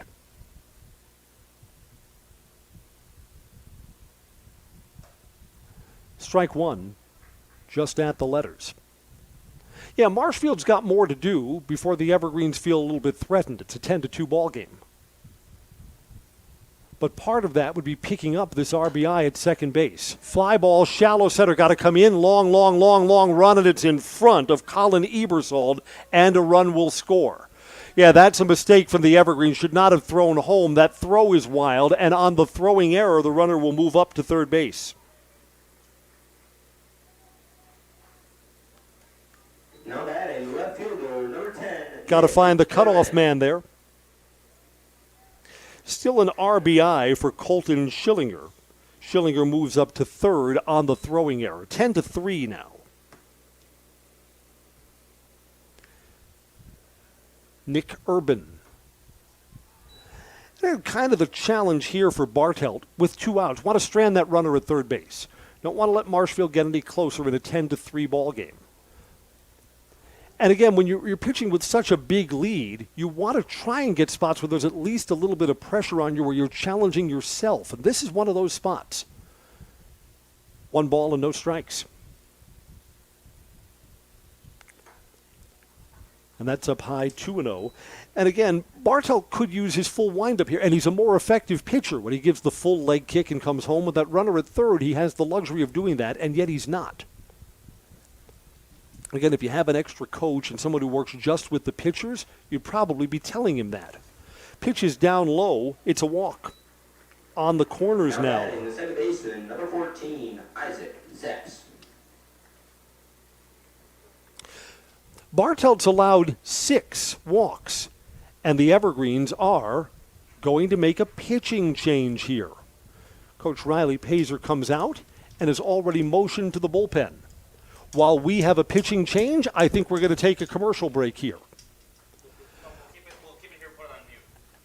Actually, okay, we will keep it here while the new Everest pitcher comes in. 10-3, 2 outs. Marshfield has 2 on when we come right back during these warm-up tosses.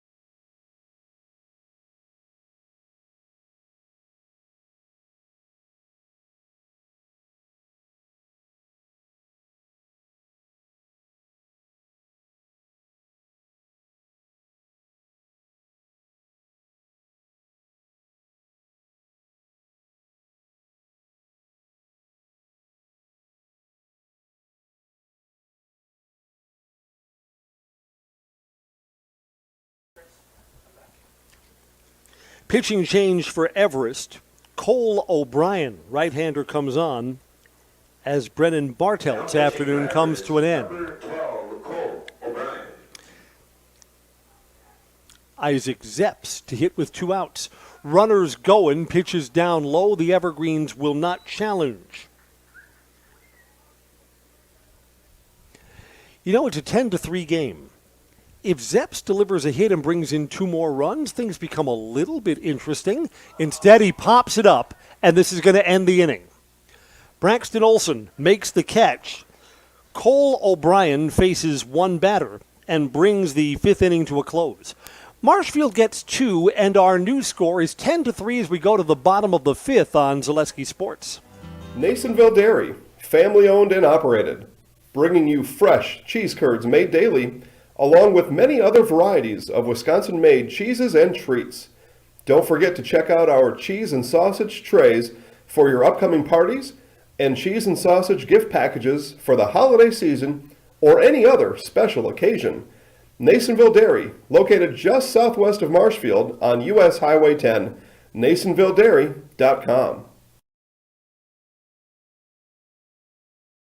R&R Flooring in Spencer is your place for the best in innovation and lowest pricing for your flooring project. New or remodel, tile, carpet, hardwood, ceramic, cork, you name it, R&R Flooring is ready for you today. R&R Flooring supports area programs like the broadcast you're watching and also supports area suppliers so you get great quality and pricing that fits your budget. Go to R&R Flooring today to see their showroom of flooring, furniture, mattresses, and custom-built showers. R&R Flooring in Spencer.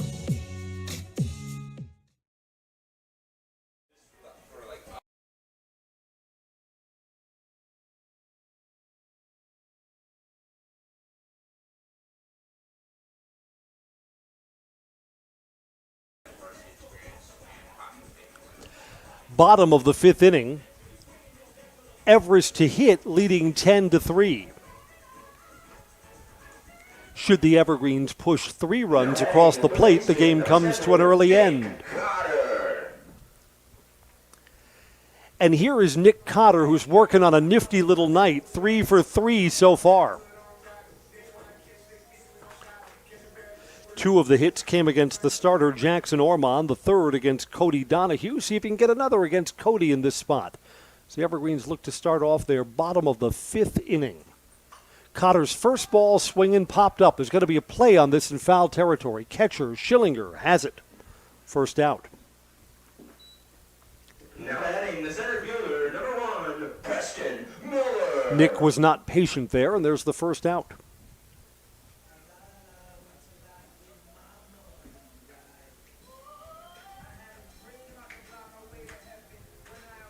Preston's mom was up here in the press box earlier. Maybe she could suggest better walk-up music. Preston's 2 for 3 today, so whatever works. Clearly it's the tunes, right? Down low, ball 1. 2 singles came around to score in that 8-run 3rd inning. He scored from 3rd on a wild pitch.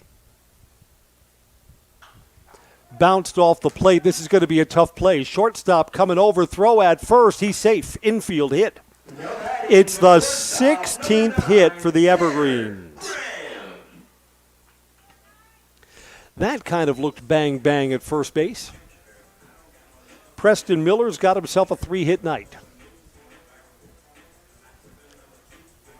Tanner Graham now.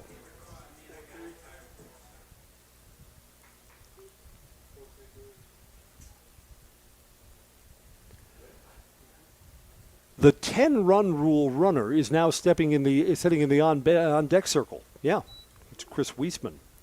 Graham checks his swing, fouls it off, strike 1.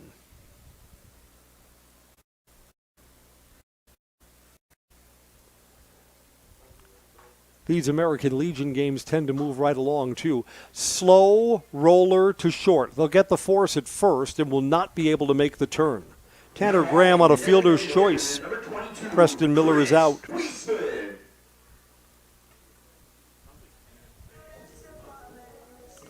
Chris Wiesman, another one of the Evergreens who's in the 2-hit club today.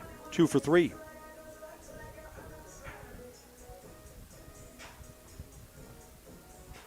for Cody Donahue. He's looking to hang up a second 0 in a row. In what's been kind of a lopsided game. I mean, it's a football score now. It's 10-3. Runners going. Throw down to second. Safe.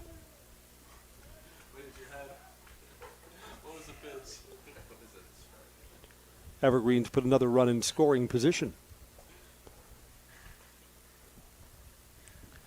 Tanner Graham beat a pretty good throw from catcher Colton Schillinger.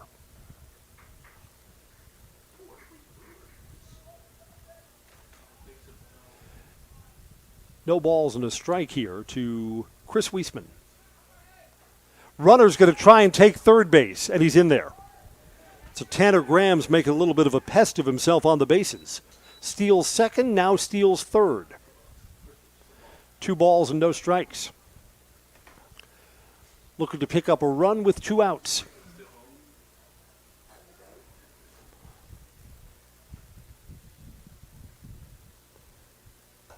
Strike 2-1. Donahue took something off and bended that one into the strike zone. Rapids and Everest tomorrow. That game's here on Zaleski Sports 2. 7 o'clock first pitch. We're counting on you to be here. Down low, 3-1. Make the drive up from Rapids. Everest fans should come out too. It'll be a little more humid tomorrow, I think. Lemonade and ice water will push the Gatorade. 3-1 pitch. Down low, ball 4. Chris Wiesman has walked. The catcher, number 24, Andrew Cotter. Cotter, the younger, is 2 for 3 with a single and a double. Tanner Graham's at third. Chris Wiesman's at first. That looks horrible.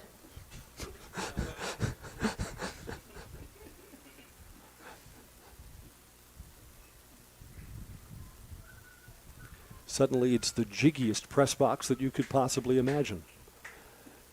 Runners going, there'll be no contested throw from first to second. Evergreens put 2 in scoring position. First pitch is just low to Andrew Cotter, ball 1. The Evergreens lead was as big as 9. A hit to the outfield could bring it back to a 9-run game. Cotter takes a strike, 1-1.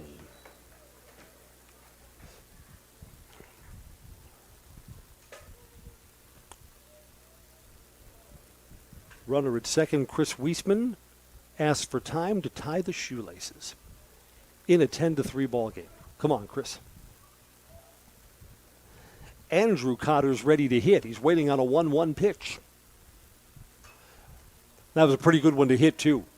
It's breaking just below the letters. Instead, he fouled it down. A ball and 2 strikes. I think Andrew Cotter would like to see that again.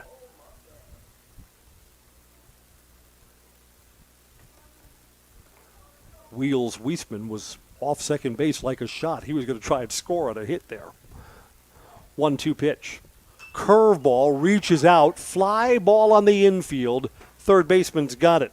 Logan Homolka makes the catch in fair territory. The Evergreens do not score. We're going to the 6th. DC Everest 10, Marshfield 3 on Zaleski Sports. Hi, this is Van Patrick Oates from Rapids Awards and More. People ask, what is the more part of Awards and More? Well, that means that we're more than just an award store. We engrave glass, wood, plastic, guns, Yeti cups, medals, knives, and so much more. We're located on the web at awardsandmore.us. And if you're in the Wisconsin Rapids area, visit our physical store at 1210 Pepper Avenue or check us out on Facebook. Rapids Awards and More than just awards. If you lose direction, you can grab my hand.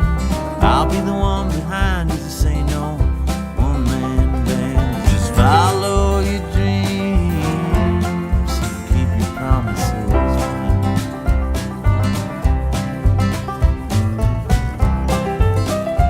We're all different, but we all want great health insurance. See why we're rated #1 in service, coverage, and affordability in Central Wisconsin. Top of the 6th is on in this 10-3 game. Marshfield will send 9, 1, and 2 in the batting order up to hit. I'm Chris Conley. Glad you're checking out American Legion Baseball. Nice June night in Wisconsin. Cole O'Brien is coming on for his second inning of work for Everest. Starter Brennan Bartelt worked 4 2/3 innings. 3 runs, they were earned. 5 hits. Struck out 1. Bartelt walked 6 and hit a batter. Still stands to be the winning pitcher unless Marshfield's got a big comeback with the 6 outs that they have left to work with. Bennett Langs walked and struck out.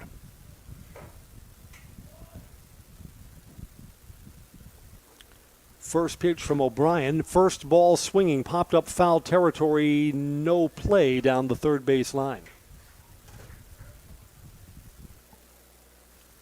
You know, yesterday was the longest day of the year, summer solstice. So this is the second longest day. And I mean, here we are. It's almost 9 o'clock at night.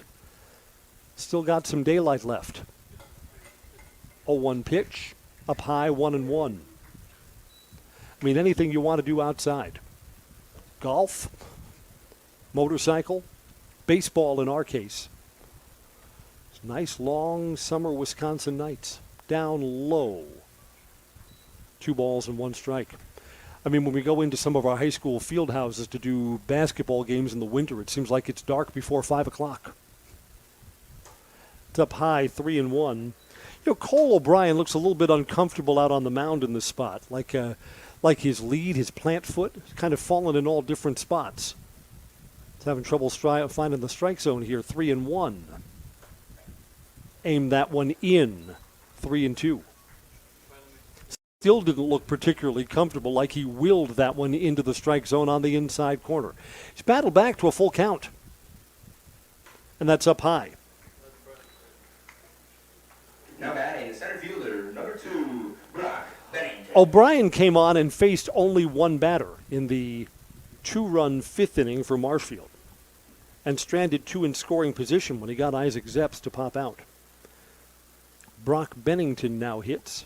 Bennington's 0 for 3, and that's way up high. Yeah, and now Cole O'Brien looks like the confidence is lacking. I mean, he looked down at his hand and then looked down at the baseball after overthrowing that one way up high. There we go. Bounce to the pitcher. Throws to second and throws it into the outfield. A throwing error, and there are 2 men aboard. Now batting, first baseman, number 19, Karsten Jersley. So Cole O'Brien was uncertain. Once he snagged that ball, looked like he was going to go to first base. He did not. And then when he realized the play should have been to second, air mails it into the outfield. Karsten Jersley to hit now. Strike 1. So O'Brien costs himself an out. It's the second error charged to Everest so far today. Strike 2? Yes, sir.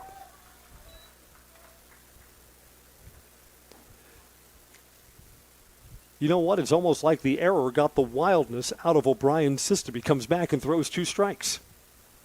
Yeah, some of the younger pitchers are funny that way. That's up high, 1-2.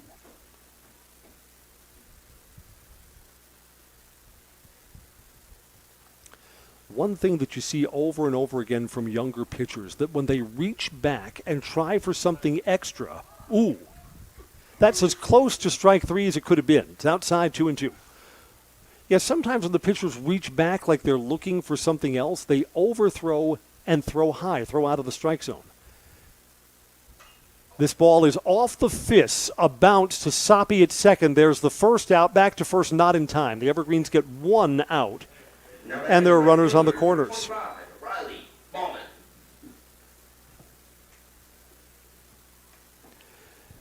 Yeah, I mean, the art of pitching is to stay within yourself. When you overthrow, you're more likely to throw a ball than a strike. You get the power from your mechanics and from your leg kick, not so much from reaching back and through just raw arm strength. That's not the way successful pitching works. Riley Bauman takes outside, ball 1. Marshfield's looking to eat into a little more of this Everest lead. It's a 10-3 game. And we are in the later innings now, so there's not a lot of time left. But Marshfield hasn't packed up their tent and gone home. Sure haven't. Inside 2-0. And the Evergreens look like they want Cole O'Brien to kind of have the learning experience here. I mean, I bet they're going to stay with O'Brien to get these final outs. Bring this game to a close. 2-0 pitch. Down low, 3-0.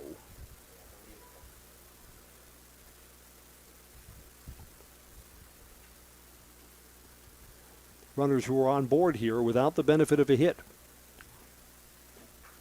A walk and a fielder's choice with a throwing error. 3-0 pitch. On the outside corner, there's the automatic, 3-1. Bauman today's been on base twice, walked, hit by a pitch, came around and scored in that 2-run fifth inning for Marshfield. There's ball 4. Bases are loaded now with Blue Devils. Number 5, Cole Timler.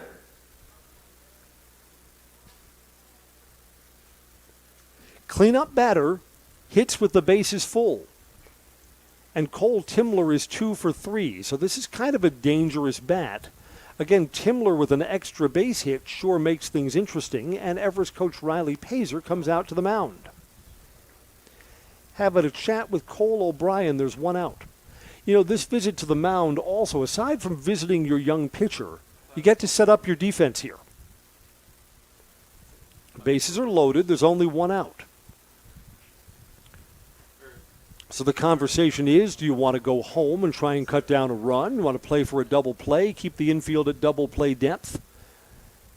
That's certainly part of the conversation here. Cole O'Brien will continue his efforts. Timler doubled his last time up.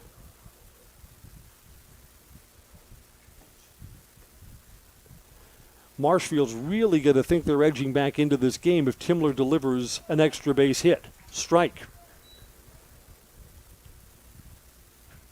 So a little bit of pressure on Everest pitcher Cole O'Brien to win this battle.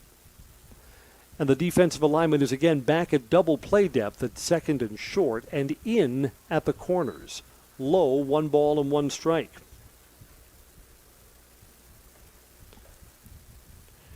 And even though the count's even 1-1, you just get the feeling that Timler, the more experienced hitter, is in the driver's seat here. Bounced up the middle, steps on second, 1, on to first, came off the bag, and a run scores.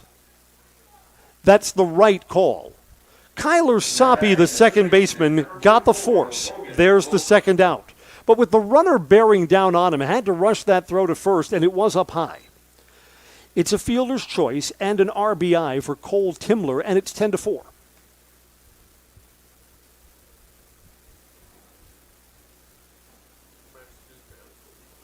Logan Homolka sacrificed an RBI on a fly to center field, walked and singled. 2 outs, 10-4.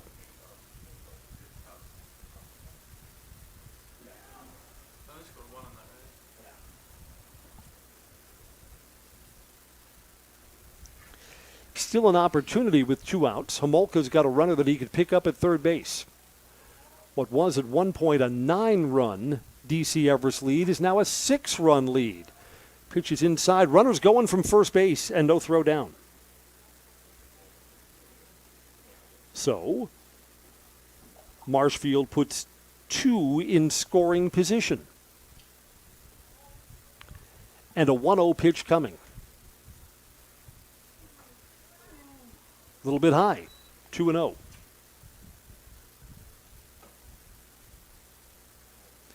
Evergreens with 16 hits. Marshfield has 5. And a 2-0 count. Strike.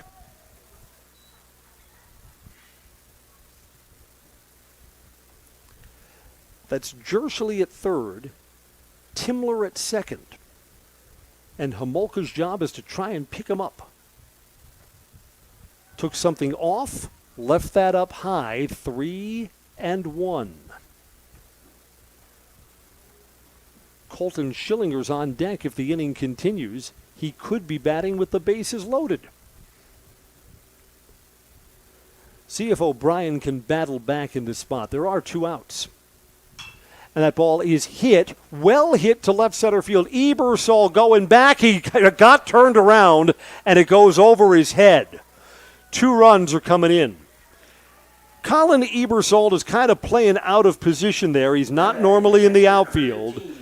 Turned to his right and then turned to his left and could not make a play on that ball. Again, if you have a regular outfielder who reads that correctly, it probably is an out that ends the inning. 2 runs come in, 10-6. Colton Schillinger to hit now. First ball swinging, ouch, fouls it off. Bounced that right off his front foot. You know what? In a game that looked like a blowout, a game that was 10-1, this is a significant at-bat. If Schillinger delivers a hit, I mean, it's a 10-7 ball game, and then tell me how this ends. Off the fists. No one's covering first base, and the inning continues.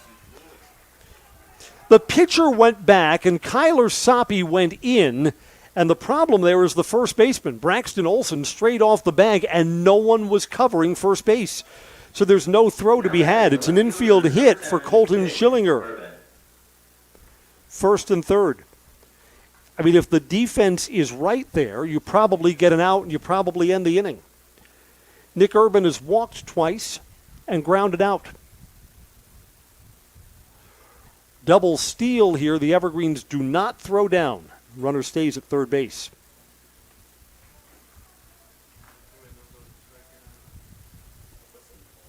Pitch was up high, ball 1 to Nick Urban.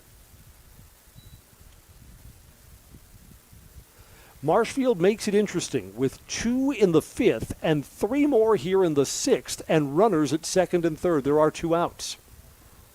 Up high, 2 balls and no strikes. Still no one in the DC Everest bullpen.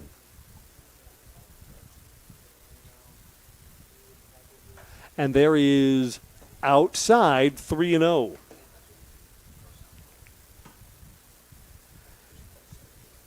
If O'Brien loads the bases here, would you believe the tying run comes to the plate? Coming home, he aims it. It's ball 4. Marshfield still has life.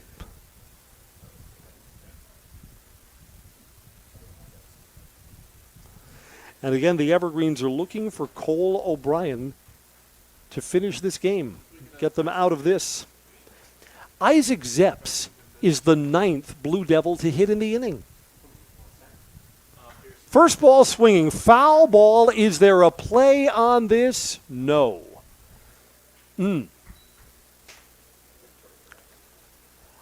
Again, a Cole O'Brien throwing error could have brought us to 3 outs already.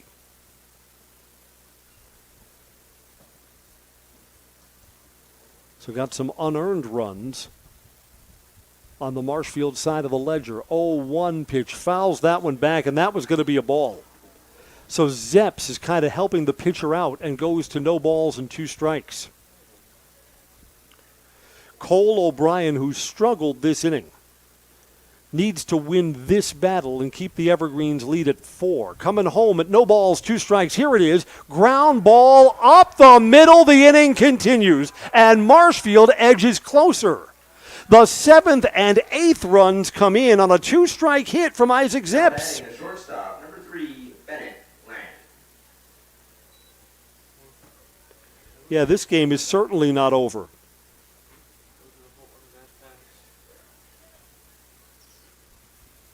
Ten to 8. So the Evergreens had a big 8-run third inning. Marshfield's answered with 5 runs of their own. Here's Bennett Lang. Marshfield bats around. Strike 1. And now the tying runs are on base for the Blue Devils. Bennett Lang at the plate represents the go-ahead run. 0-1, fouled back, no balls and 2 strikes. And again, Cole O'Brien's got a chance to work out of this.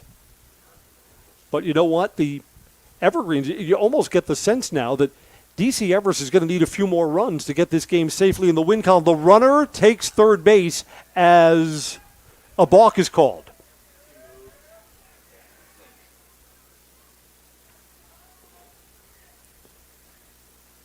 Runner took off while the pitcher was in the set position. The balk moves up the back runner to second base too. So the Everest lead is down to 2, and there are 2 runners in scoring position. Leads have been cheap in this ball game. 0-2 pitch. Coming home, it's inside, a ball, 1-2.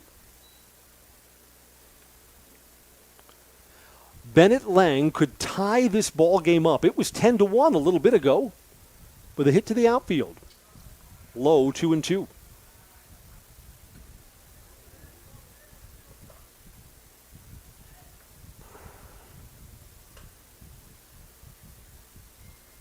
Two balls, 2 strikes, 2 outs. 2 in scoring position. Swing and a miss. Got him. Bennett Lang is the 10th man to come to the plate. He strikes out with the tying runs in scoring position. The Evergreens are clinging to their lead as we go to the bottom of the 6th. The new score is 10-8 on Zaleski Sports.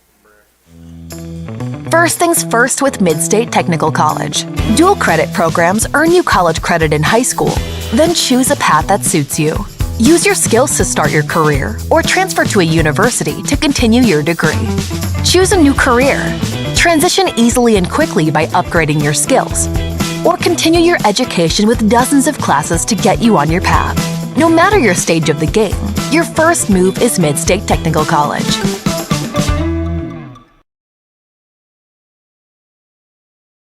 Wondering what to feed your team after work, the game, or this weekend? Chips Hamburgers in Marshfield and Wisconsin Rapids has tasty, char-broiled burgers for any hungry appetite. From the classic hamburger to the famous Chips Champ and everything in between, check out our daily specials. Stop inside to enjoy your meal with comfortable seating. See our complete menu of burgers, hot ham and cheese, hot beef, chicken and fish, fries, rings, curds, and ice cream served year-round. In a hurry? Same great menu in the drive-thru. Chips Hamburgers in Marshfield and Wisconsin Rapids. Let's see if the Evergreens can push across a few insurance runs. Marshfield gets a 5-run 6th inning, and it's 10-8. You know what? If you have younger kids in your family that play baseball, play Little League or whatever, boy, there's a lesson in this game. You don't ever give up. I mean, Marshfield was in danger of being 10-runned. Then they score 7 unanswered runs of their own, 2 in the 5th and 5 in the 6th, and they're right back in this thing.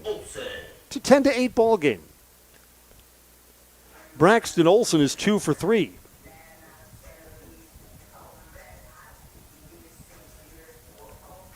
Braxton had the mental error in the 5-run inning, leaving first base uncovered. Cost the Evergreens what could have been an out. First ball swinging, shallow. It's on the infield. First baseman Karsten Jershely has retired Braxton Olson. Here's Jake Versamak. You know, if the Evergreens go quietly and don't build on their lead, I mean, boy, the 7th inning suddenly becomes a little bit of a pressure cooker. Versamak is 1 for 3. He doubled back in the Evergreens beginning, that 8-run 3rd. Hits with 1 out and nobody on. Curve drops in, strike 1. That's the midnight to 6. Started up high, dropped right into the strike zone. Cody Donahue's a left-hander, and the Evergreens have struggled against left-handed pitching at the high school and now again tonight at the American Legion level. Ball and a strike now.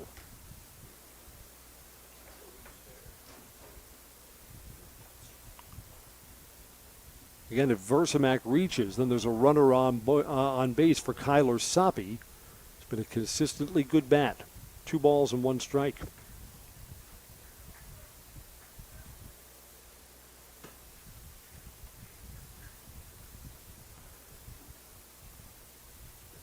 That's down low. 3 balls and a strike.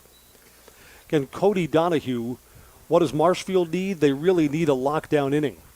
Donahue has not allowed a run since coming on in relief. Really needs to keep it that way here in the bottom of the sixth. But he's behind in the count 3-1, and that is in. Count fills up.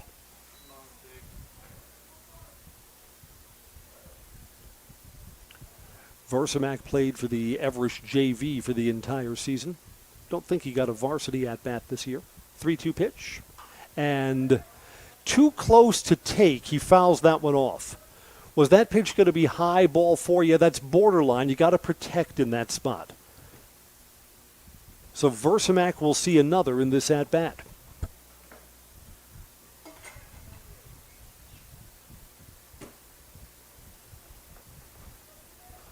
One out, none on. The 10-1 score is way in our rearview mirror.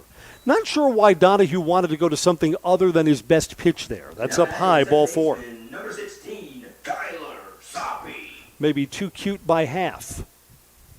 With Kyler Soppy coming up, there'll be a visit to the mound here.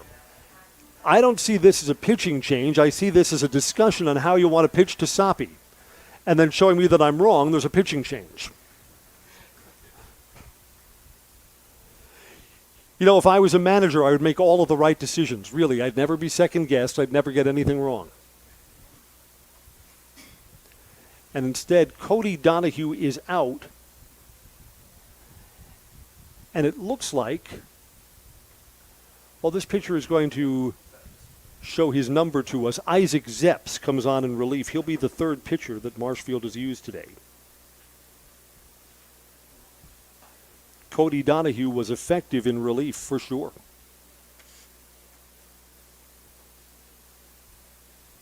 Zepps had been playing second base. He'll now come in to pitch. Right-hander, hard thrower. So let's see, Cody Donahue got the final 2 outs in the third inning. Worked a scoreless 4th and 5th. And gets 1 out here in the 6th. So that's 2 2/3 innings of work.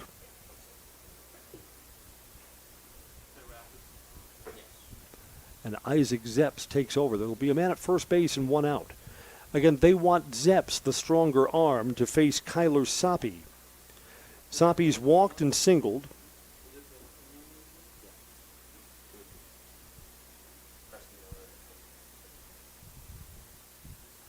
Zepps will be completing his warm-up tosses, then we'll be ready to go.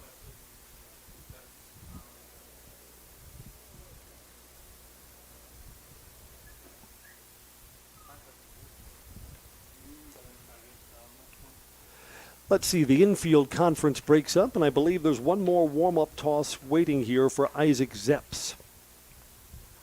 And Kyler Soppy is ready to go.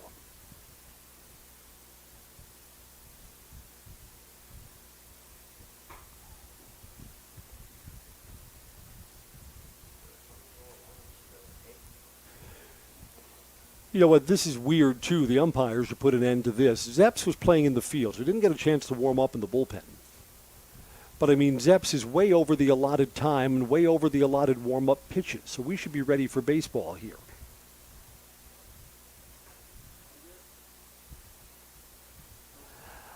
I mean, you get the unlimited amount of time if your pitcher is injured or hurt. There's no indication of that. And now it looks like we finally are ready to go.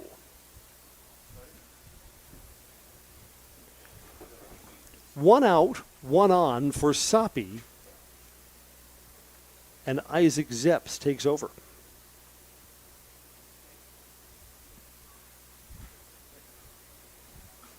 Cody Donahue is responsible for that runner over at first base.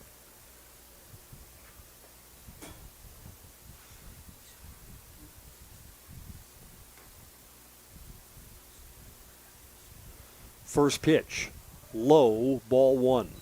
Catcher did a good job stopping that, saved his pitcher a wild pitch. And Marshfield can't fall behind again here in what's now a 10-8. You've traveled so far down this road. You don't want to find yourself down 3, 4, or more runs as you take your final at-bat in the 7th. coming home here to Soppy, down low, 2 balls and no strikes. As we look ahead to Marshfield's final at-bat in the 7th inning, again, we're still waiting to see how many runs they'll need. They will have the top of their order. 1, 2, and 3 will bat for the Marshfield Blue Devils in the 7th. Not quite there yet. Aimed, and it's aimed in a strike, 2-1.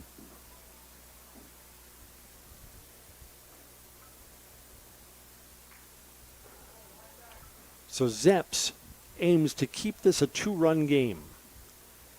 Soppy waits just low. Again, Soppy's got the best eye on the team. Kind of willed that just below the hollows of the knees, 3-1. I mean, a walk's okay, but Kyler wants to hit. Kyler always wants to hit. Coming home, it's outside. Kyler Soppy has walked.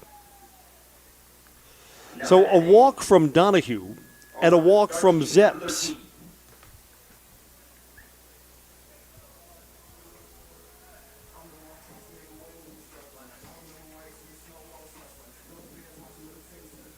Owen Garski is going to be called on to pinch hit here.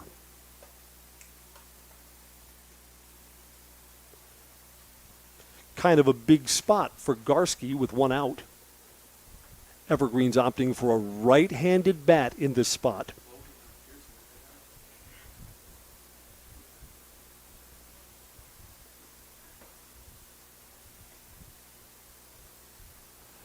Again, Garski spent all of his time with the JV here in the high school season. Garski's a big kid. He doesn't look like someone that you're going to have up there to bunt. When I see a big kid who almost looks football player size, I want him to drive the ball. Let's see what Owen Garski can do in this spot. 1 out. 2 on. Outside, ball 1. And again, Zeps has had a little trouble finding the strike zone. Garski may be asked to take until strike 1 comes here. And you're telling me that Garski's just a little baby in this spot? That's down low, too. 2 balls and no strikes. Need a grown-up at bat here. Nick Cotter, who's been swinging a hot bat tonight, waits on deck.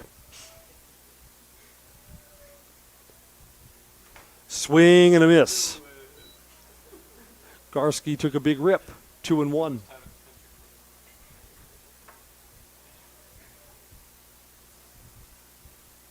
First and second, 1 out. Zeps coming home at 2 balls and a strike. You know what? Both of those swinging strikes may have been below the knees. Garski, I mean, again, it's developmental baseball, but the lesson for Garski is you don't help the pitcher in this spot. And he may have swung at 2 balls here. 2 balls and 2 strikes, and that one is down low. That's the one you want to lay off. 3-2. You would almost, again, if Garski's not an experienced at bat, you almost want to call timeout and talk to him. Instead, 3 balls, 2 strikes, and we're coming home, and he hits it to second and bobbled, and the inning continues. That could have been a double play ball. Instead, it's an error on the shortstop, and the bases are full of evergreens. Bennett Lang did not handle that ball, and 1 out, bases are loaded. My goodness, how the inning would look differently if you turn the double play, end the inning, and get to the 7th in a 2-run ball game.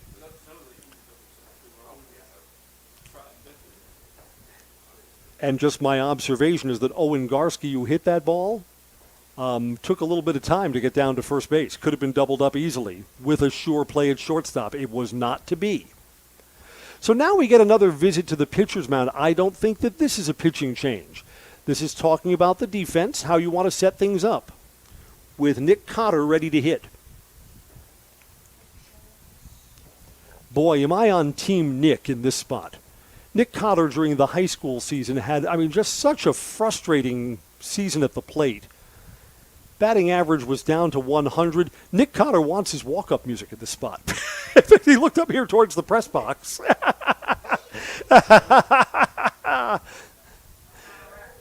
Nick Cotter looked around. Where are the tunes? You know, after a season of frustration at the plate, baseball's all about redemption, second chances, and here's the opportunity that's knocking for Nick Cotter. Up high, ball one. And again, Zepps, the bottom line is he's just had trouble throwing strikes since he's come on. He's the third pitcher that Marshfield's used, and he's been behind every batter that he's faced. 10-8 ball game, and that ball is smacked fair, just foul. Oh, my goodness. Did the chalk fly up? It did not. Yeah, it's the biggest cliche in all of sports. Game of inches. If that's a fair ball and into the corner, 2 or 3 runs score, and the Evergreens feel safe again. Instead, it's 1-1. That's popped up. Foul ground, get out. It's going to be into the net and out of play. A ball and 2 strikes. There have been times when Cotter has been behind in the count that he's been not patient at the plate. Want to protect, but don't want to swing at a ball here. 1-2. Preston Miller awaits on deck. Wow, he takes just high. In fact, you can know that it's a close or maybe a bad call when the home plate umpire has to indicate where it was. Blue indicated high. It may not have been. 2-2. So Nick Cotter's going to see another pitch. Curve, bounce to the pitcher, throw home, and there's a force. And that's the only out. Now batting the center fielder, number 1. It's the second out.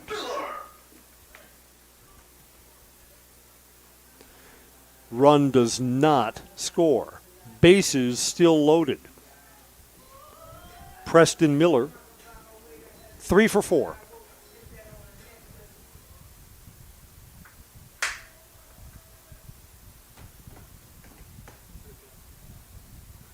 Two outs, bases still loaded. First pitch to Miller.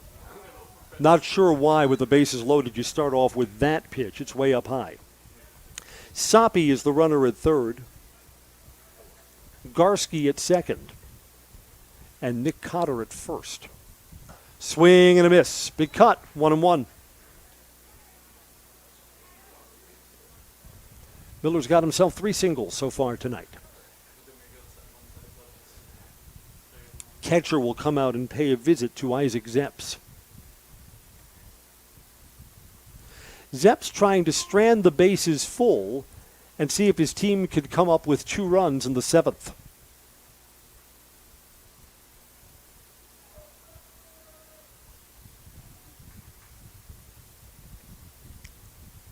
If you're not familiar with American Legion ball, 7-inning games, so the 7th and final coming up. If Zepps can get the final out here in the 6th. Wow, that's a ball. That's up high near the shoulders, and Preston Miller swings through it. A ball and 2 strikes. I know in this spot, that one's hard to lay off. Looks like big cheese coming at you. 1-2 pitch now. Slow curve high, 2-2. I mean, it's almost a good thing that Zepps doesn't drop that into the strike zone. That ball could be smacked a long way. 2 balls, 2 strikes, and 2 outs. Bases full, coming home. Hit on the ground, could end the inning. Third baseman throws across the diamond, got him. The Evergreens leave the bases full and do not score. Marshfield 8, Everest 10. It's the last call for Marshfield, but they've battled back to make this 7th inning interesting. Top of the 7th is next. DC Everest 10, Marshfield 8 on Zaleski Sports. Little Sprouts is now open in Rudolph with the same great child care you know about in Auburndale. Here's Brooke Sievers to tell us about it. The community here in Rudolph has been extremely welcoming, and we're excited to serve here just like we do up in Auburndale. Part of the process is to help out the school districts and to help the children stay, their 4K children to stay close and get services right here. We serve here in Rudolph 1-year-olds up until 12-year-olds, and up in Auburndale we serve 6 weeks old until 12-year-olds. Our Auburndale pea pods, wiggle worms, busy bees, and fireflies welcome the Rudolph sweet potatoes, lovely ladybugs, and beautiful butterflies. Contact Little Sprouts Learning Garden on Facebook today.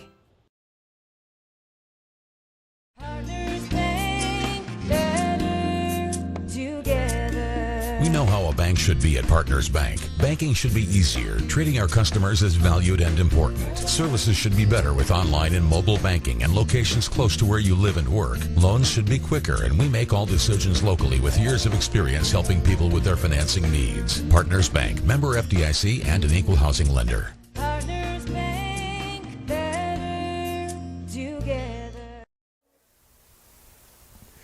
It's the last call for the Marshfield Blue Devils. I'm Chris Conley. They trail DC Everest 10-8 in tonight's Legion ball game. Marshfield has exactly the bats that they want in this spot, 1, 2, and 3 in their order, ready to hit. Against Cole O'Brien. O'Brien struggled in relief, but the Evergreens will ask him to get the final 3 outs. This was a 10-1 ball game, 10-8 now.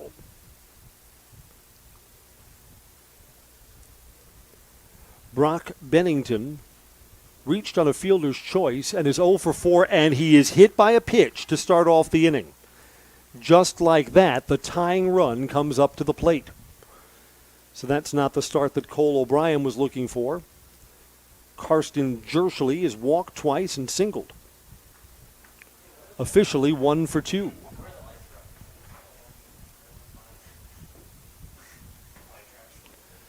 Coming home, down low, ball 1. The Evergreens are just trying to get over the finish line in this game.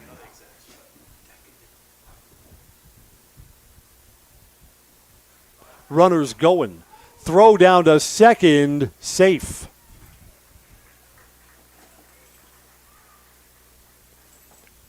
Got a runner in scoring position. And I believe at home plate we're at a ball and a strike. There we go. Blue just holds up 1-1, and we agree. Pitch to Jerschele down low. Backhanded stop by catcher Andrew Cotter. 2-1. O'Brien struggled with his control today. There's a high strike. Break for the pitcher, 2-2.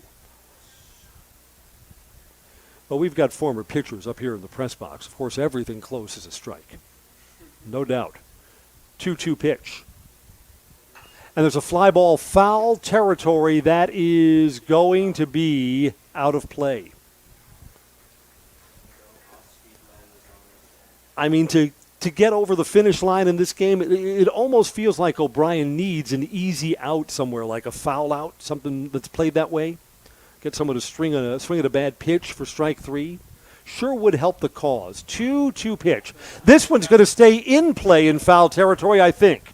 Braxton Olsen, he's there near the fence. He's got it. The runner is going to tag on the foul out and go over to third. You know what? I think the Evergreens are fine with that. You'll trade an out for a base in this spot. Sure will. 1 out. Everest is searching for 2 more. Riley Bauman has also walked twice.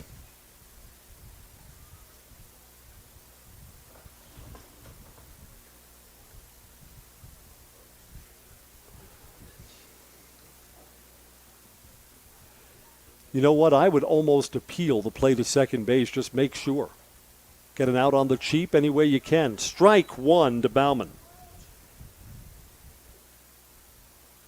We said before in the broadcast, there's just a huge amount of foul territory here at Simon Field. Pitcher's friend there. At the knees, strike 2. Again, Marshfield's battled back to make this game interesting. Tying run at the plate in a 10-8 game. No balls and 2 strikes. Coming home, down low. That's the one to lay off, 1-2. And a good pitching dictates that at 0-2 in this spot, you're not throwing a strike. See if you can get that batter on the cheap. 1-2. That's up high, 2-2. Cole Timler awaits on deck. He's got 2 hits, including a double. 2-2 pitch. That is so close. Counts full. I think that was judged to be outside. 3-2 pitch. Coming home, ball 4. They've lost Riley Bauman. Again, Everest fans will argue that Bauman saw extra pitches in that at-bat. Timler is the go-ahead run coming up to the plate.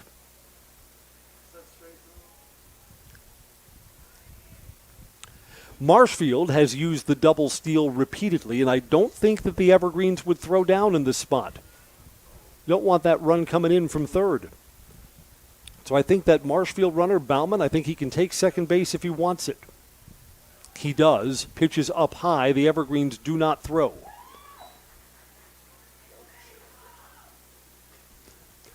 Marshfield has put the tying runs into scoring position in the 7th. You know, they haven't climbed the mountain of this big comeback yet, but boy, they're getting closer to the summit. Up high, 2-0.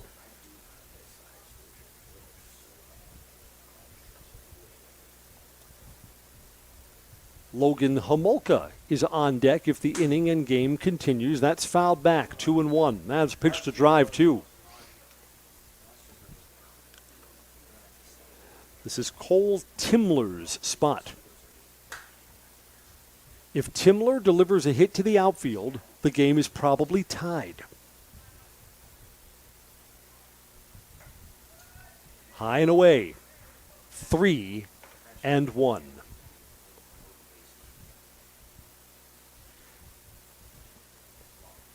Got to be frustrating for Everest fans to see. Teams on the verge of giving up a big lead, and encouraging for Marshfield. That's ball 4. The bases are loaded. Again, all of this coming without the benefit of a hit. The inning started off with a hit batter. 2 walks. Here's Logan Homolka, but first a visit to the mound.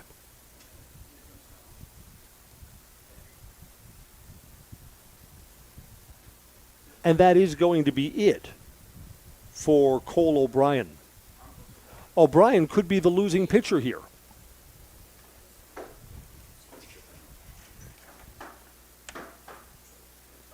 Colin Ebersold will come in as the Evergreens' third pitcher.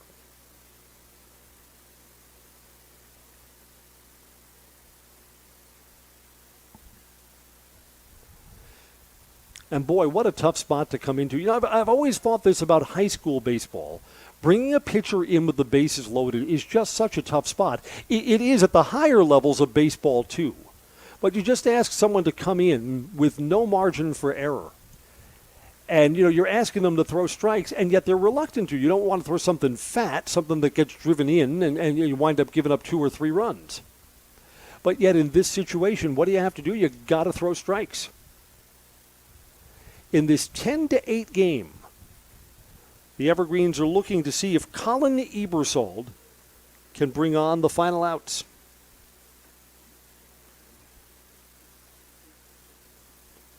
Cole O'Brien seemed like he pitched forever. He actually only got 5 outs. Worked 1 2/3 innings. He is responsible now for, well, let's see, 3 runs plus the 3 runners who are still on base. And Colin Ebersold takes his warm-up tosses. Again, what's frustrating for Everest is that all of this right now, the bases loaded, comes without your opponents hitting the ball safely. Hit batter, 2 walks. Colin Ebersold is completing his warm-up tosses. Our home plate umpire's going over to the bench like he's got to log in a new player. Evergreen's got someone new in the outfield. Double play ends the ball game. Hit to the outfield could bring in 2 or 3 runs, could tie us, or give us a lead change. You know, way back when, Marshfield had a 1-0 lead in this ball game. Fell behind 10-1 and have scored 7 unanswered runs since then and are not done yet in a 10-8 game.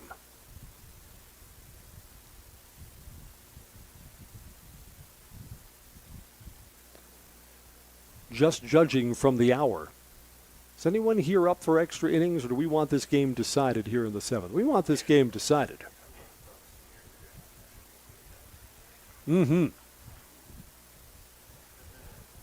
Ready to go? Ready to go.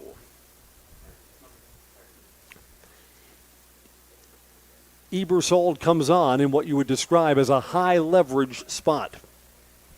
Homolka, first ball swinging, tipped back to the catcher's mitt. Strike one. And I mean, the good thing here is that Ebersold was right around the plate. Throw strikes, don't be wild. Evergreens have the defense in at first and third. Sidearm strike two. Change the delivery point. Put it right in the zone. Homolka is down 0-2.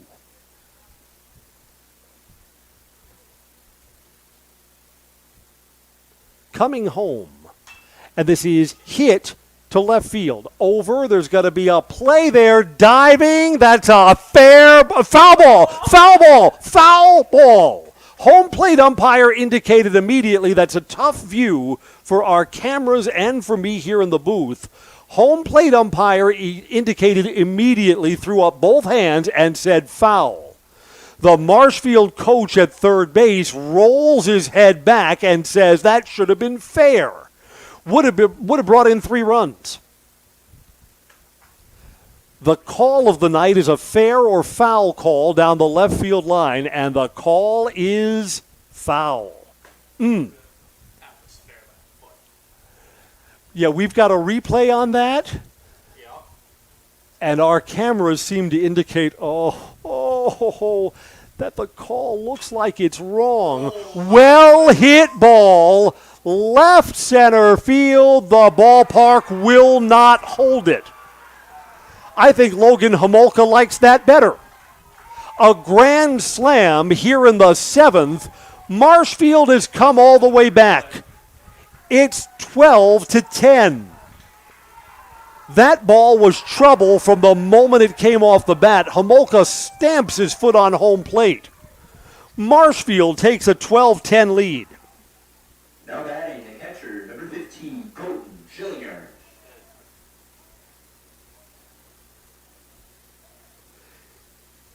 DC Everest has given up a 9-run lead.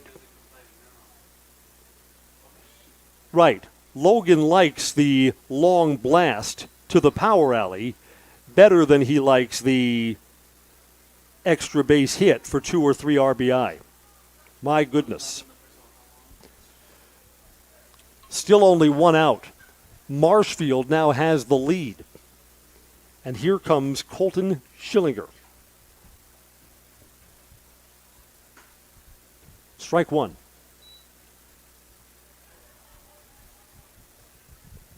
So Marshfield's overcome everything. They've overcome a 10-1 deficit. Overcame a bad call here in the 7th inning and come back with a grand slam home run. Logan Homolka stands to be the hero. It's a ball and a strike here to Colton Schillinger. Swing and a miss. Ball and 2 strikes. So now it's the Evergreens that are going to need 2 runs in their half, and Tanner Graham, Chris Weisman, and Andrew Cotter are scheduled to hit. 1-2 pitch. Slow, low. 2-2.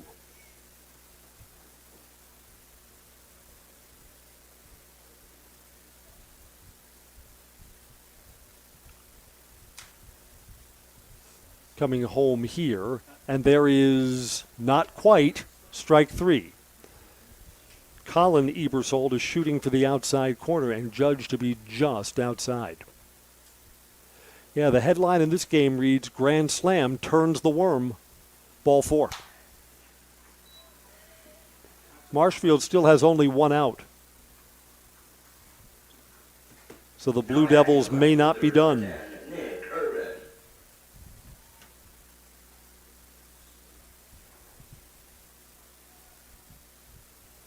Left-handed bat here against Ebersold. Runners going, hit and runs on, it's fouled off, and up on the dugout. Backed up on our press box roof. I, of course, am the Gold Glove fielder of all broadcasters. Anything that comes my way, I handle. No balls and 1 strike. Some people up here in the booth are doubting me. Do not doubt. No balls and 1 strike. In fact, if the windows were open and a line drive were coming your way, I'd reach out and make a play on it. Runners going again. Pitches up high. Throw down to second. Safe. Just like that, Marshfield puts another in scoring position. Yeah, Marshfield nibbled back in this game a little bit at a time. Trailing 10-1, got 2 runs in the 5th, made it 10-3. Got 5 runs in the 6th, made it 10-8. Looking to bunt here. This is pushed to third. Going to be a tough play. Safe. It's a bunt hit. Good idea. Third baseman was playing back. Put that bunt down, and there are runners at first and third.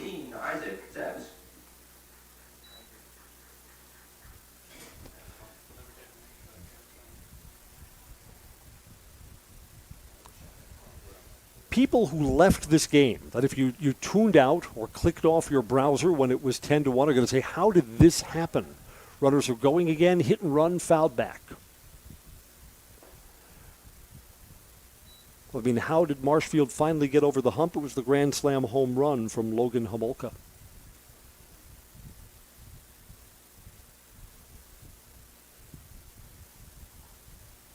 At the time, Marshfield was trailing by 2. The Grand Slam put him up by 2 now.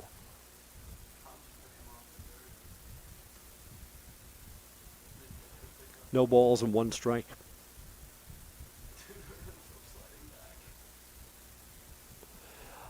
Infield umpire is asking for time because the runner going back to first base looked like he jammed his foot.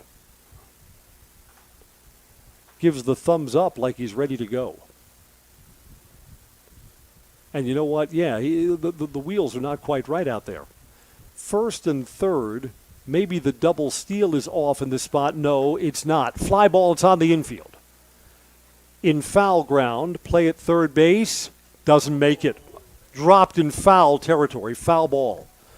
Boy, there's what should have been the second out. It's an error in foul territory. Prolongs the inning.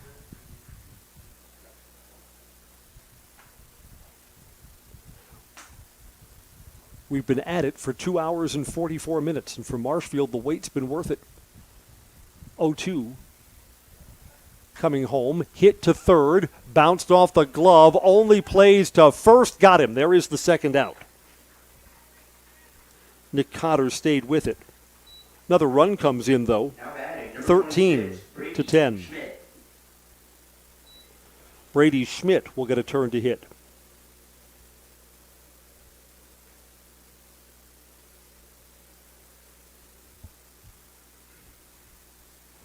Look at that. Schmidt is the 9th batter to come up in this inning.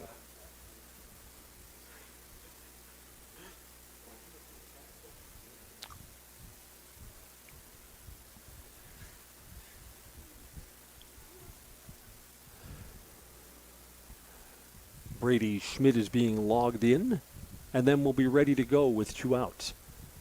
Marshfield has pushed 5 more runs across here in the 7th and lead 13-10. This administrative paperwork at home plate is taking entirely too long. Now we're ready to go.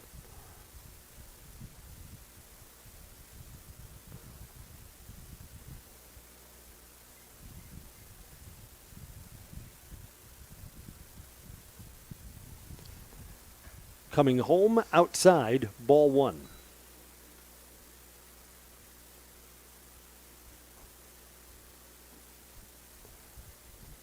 $13 runs.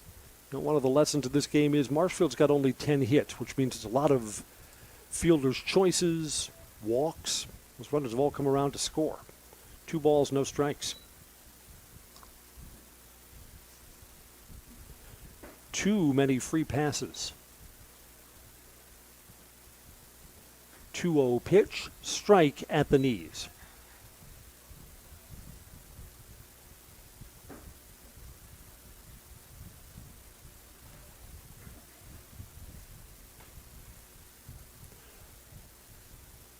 Two balls, 1 strike, coming home, swing and a miss, strike 2.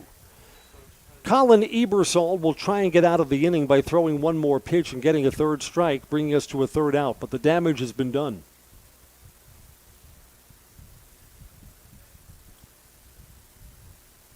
Foul back. Schmidt stays alive, and he'll see another pitch. I think this is the biggest, yeah, it is for sure. This is the biggest comeback I've ever broadcast. Marshfield erases a 9-run deficit, and now in the 7th holds a 3-run lead. 2 balls, 2 strikes, 2 outs. Swing and a miss. The inning comes to an end, but Marshfield sends 9 to the plate. A grand slam from Logan Himolka changed a 2-run deficit to a 2-run lead, and now it's 13-10. It's the last call for DC Everest when we come back for the bottom of the 7th on Zaleski Sports. Witness the difference of a Catholic education at Columbus Catholic Schools. I think everyone should just know what makes this place special. Come and see. That's just what the Lord always said, and put your toe in the water. They are great schools, and it's a good fit. I'd always want them to come and to just feel the goodness and the family atmosphere. I invite everyone just to come in and see what it's about and to see if it might be right for them. Chili Implement, located just west of Marshfield in Chili, is your Kubota dealer in central Wisconsin. Big or small, Chili Implement has all the best equipment waiting for you. From farm tractors to lawn care, plus work and have fun in a Kubota side-by-side. Choose Chili Implement for your parts and service too. Chili Implement, open Monday through Saturday to serve you and 24/7 online at chiliimplement.com.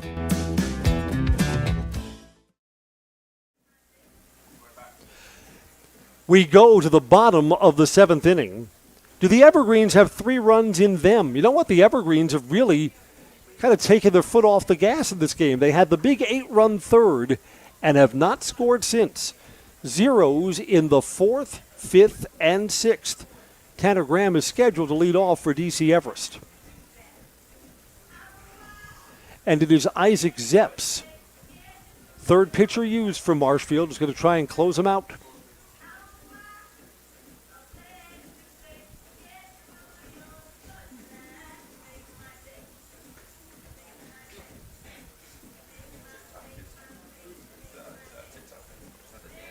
So this Legion game is going to clock in what, the 3-hour neighborhood.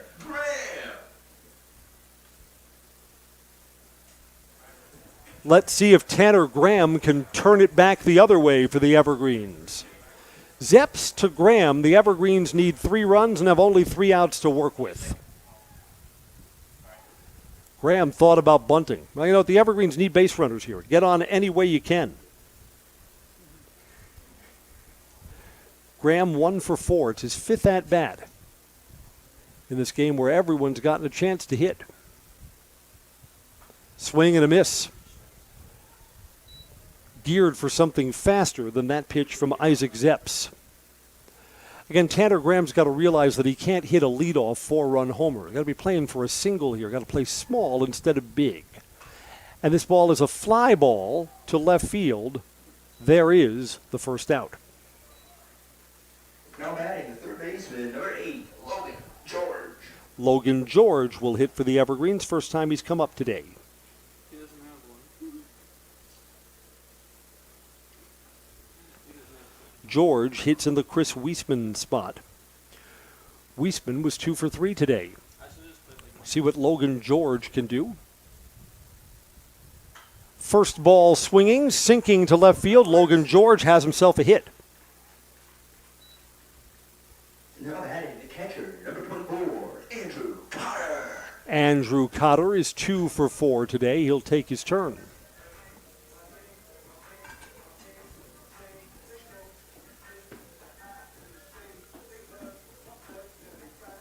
Evergreens have 17 hits and may be on the losing end of today's game. Go figure. Baseball is funny that way. First ball swinging, slow cue ball to third. First, they get the 1 out, and that's it. I think they're going to say held that and out. Yeah, I agree with that call. Held long enough for the second out. Batting the first baseman, number 5, Braxton Olson. Again, it's an out if the ball comes out of the glove while you're trying to transfer it to make a throw. I think that's pretty clear that's what was happening there. And the Evergreens are down to their final out. Braxton Olson is 2 for 4. Slow pitch to Olson, ball 1. Should Olson get aboard, the tying run comes to the plate. Should Olson be retired, the game comes to an end. 2 outs and a 1-0 pitch. Outside, 2-0.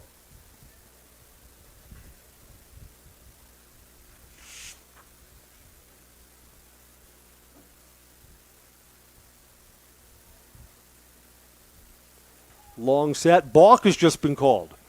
Runner will advance to second base. Second balk we've seen tonight.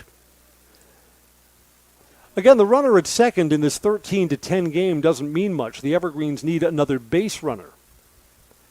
And here's the 2-0 pitch, fouled back, 2-1.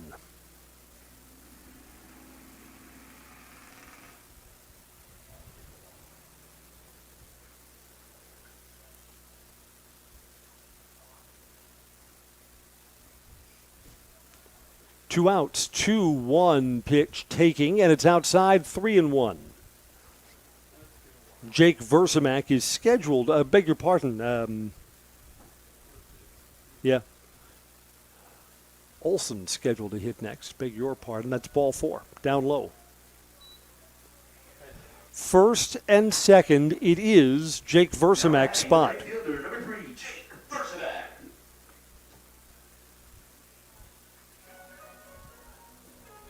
Well, we've already seen one ball leave the yard. What does Versamak have to say about that? He is the tying run here in the 7th inning. First ball swinging, fouled back. Yeah, the Evergreens are down to their final out. But Marshfield hasn't put this in the win column yet. If Versamak keeps the game going, Kyler Soppe, best bat in the Everest lineup, would get another turn to hit. 0-1, popped up, foul ground. That's going to be out of play, I think. Yes. No balls and 2 strikes. Marshfield is 1 strike away from closing out the ball game. The Evergreens are 1 base runner away from getting Kyler Soppe to the plate as what would be the winning run. Weirdest game ever? It certainly ranks as one. This is one you'll talk about once it's over. Slow curve outside.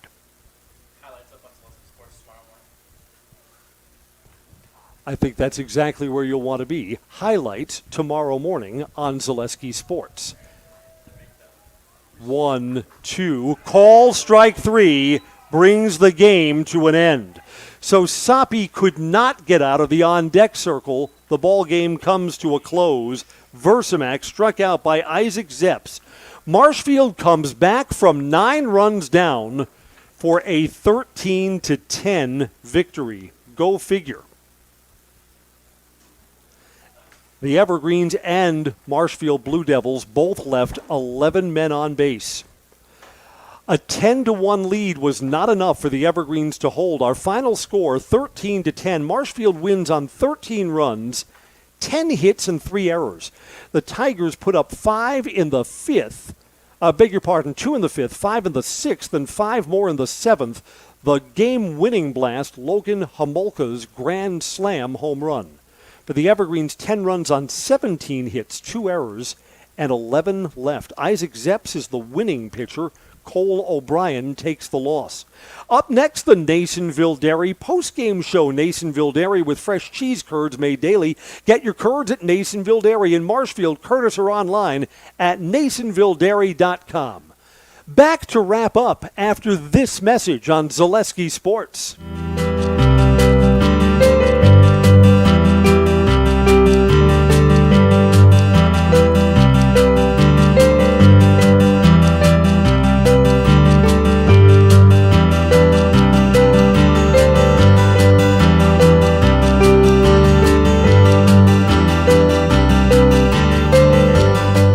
Nasonville Dairy, family owned and operated, bringing you fresh cheese curds made daily, along with many other varieties of Wisconsin-made cheeses and treats.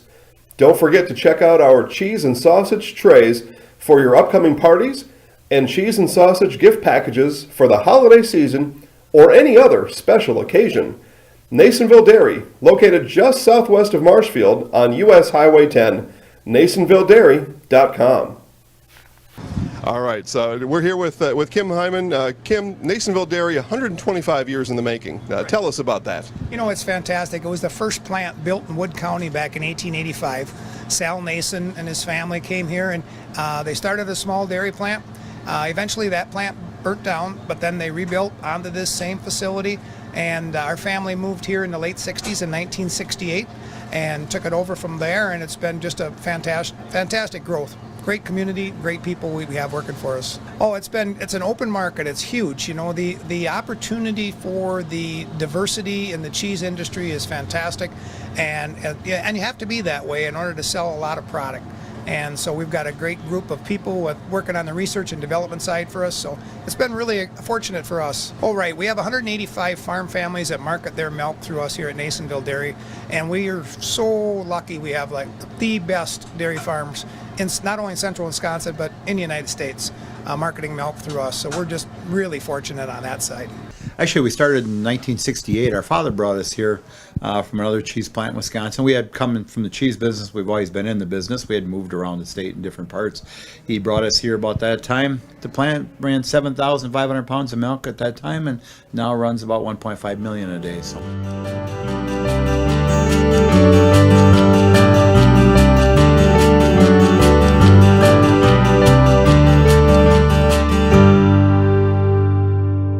We originally started out with making cheddar, and now we make cheddar, Colby, Monterey, Farmers cheese, pizza cheese, Quesa Blanca, Quesa de Friar, Seco, Parma, Romano, Asiago, Fontina, Feta Caseri, Cafetieri, Cafla Graviera, as well as making some Gouda Edam and a little bit of Munster on occasion.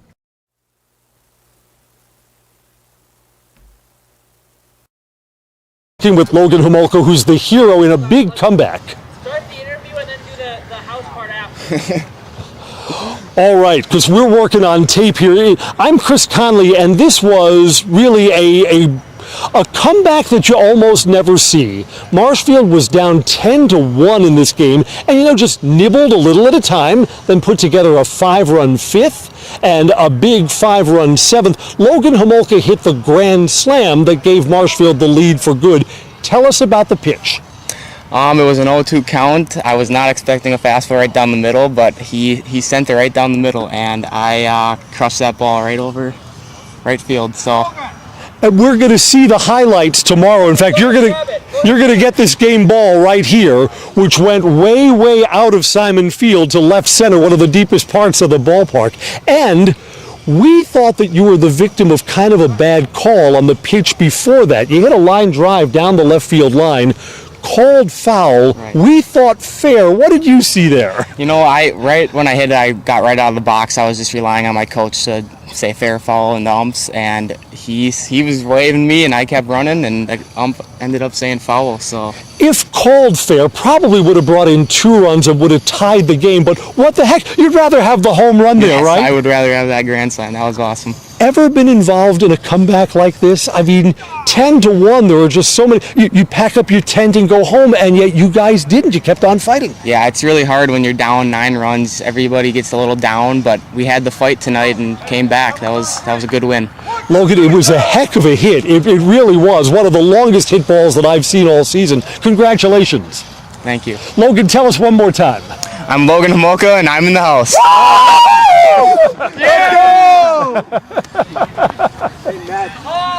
Now let's see if we can get Coach over here too. Coach? Let's go, buddy. I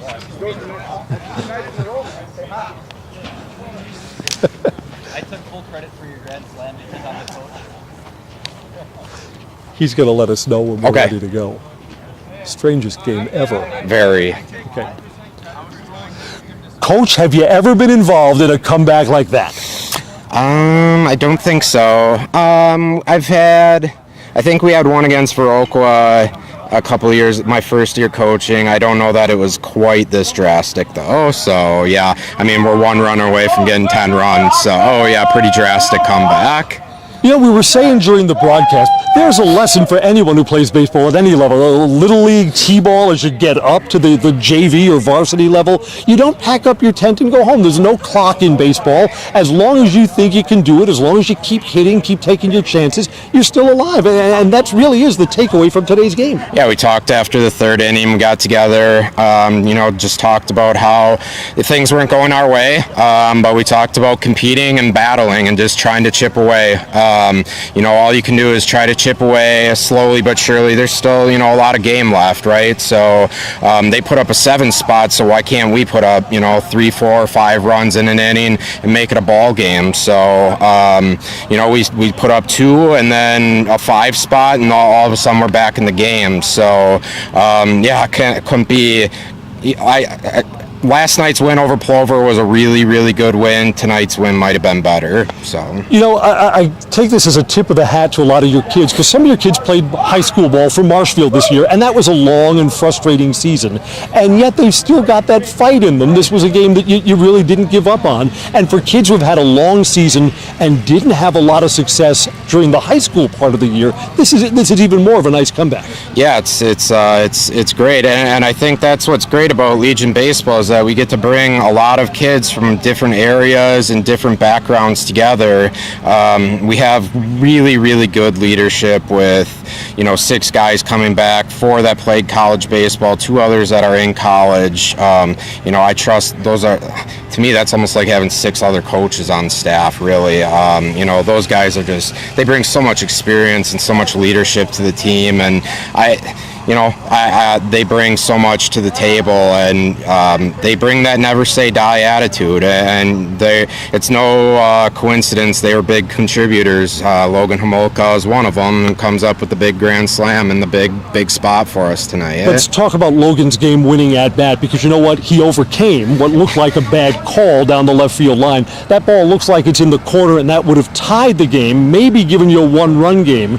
And how many times do you see younger players, they get frustrated with a bad call, and then the rest of the at-bat doesn't go all that well? He takes the next pitch and parks it. It's probably the longest ball that I've seen all year. Yeah. No, I mean, so often that happens, right? Next pitch he strikes out, right? It just. But he battled. He's a kid that he played college ball this spring, but he didn't get a lot of live at bats. I think he had 2 or 3 at bats for Point this year. So he's been battling it, this year. But boy, when he comes around, it's going to be big time, and I think you're starting to see it now, and he's starting to find that swing. He's got one of the purest swings I've seen, and it's going to come for him, and it's going to come in a big way, and he's not a kid that's going to get fazed by something like that, and he showed that tonight.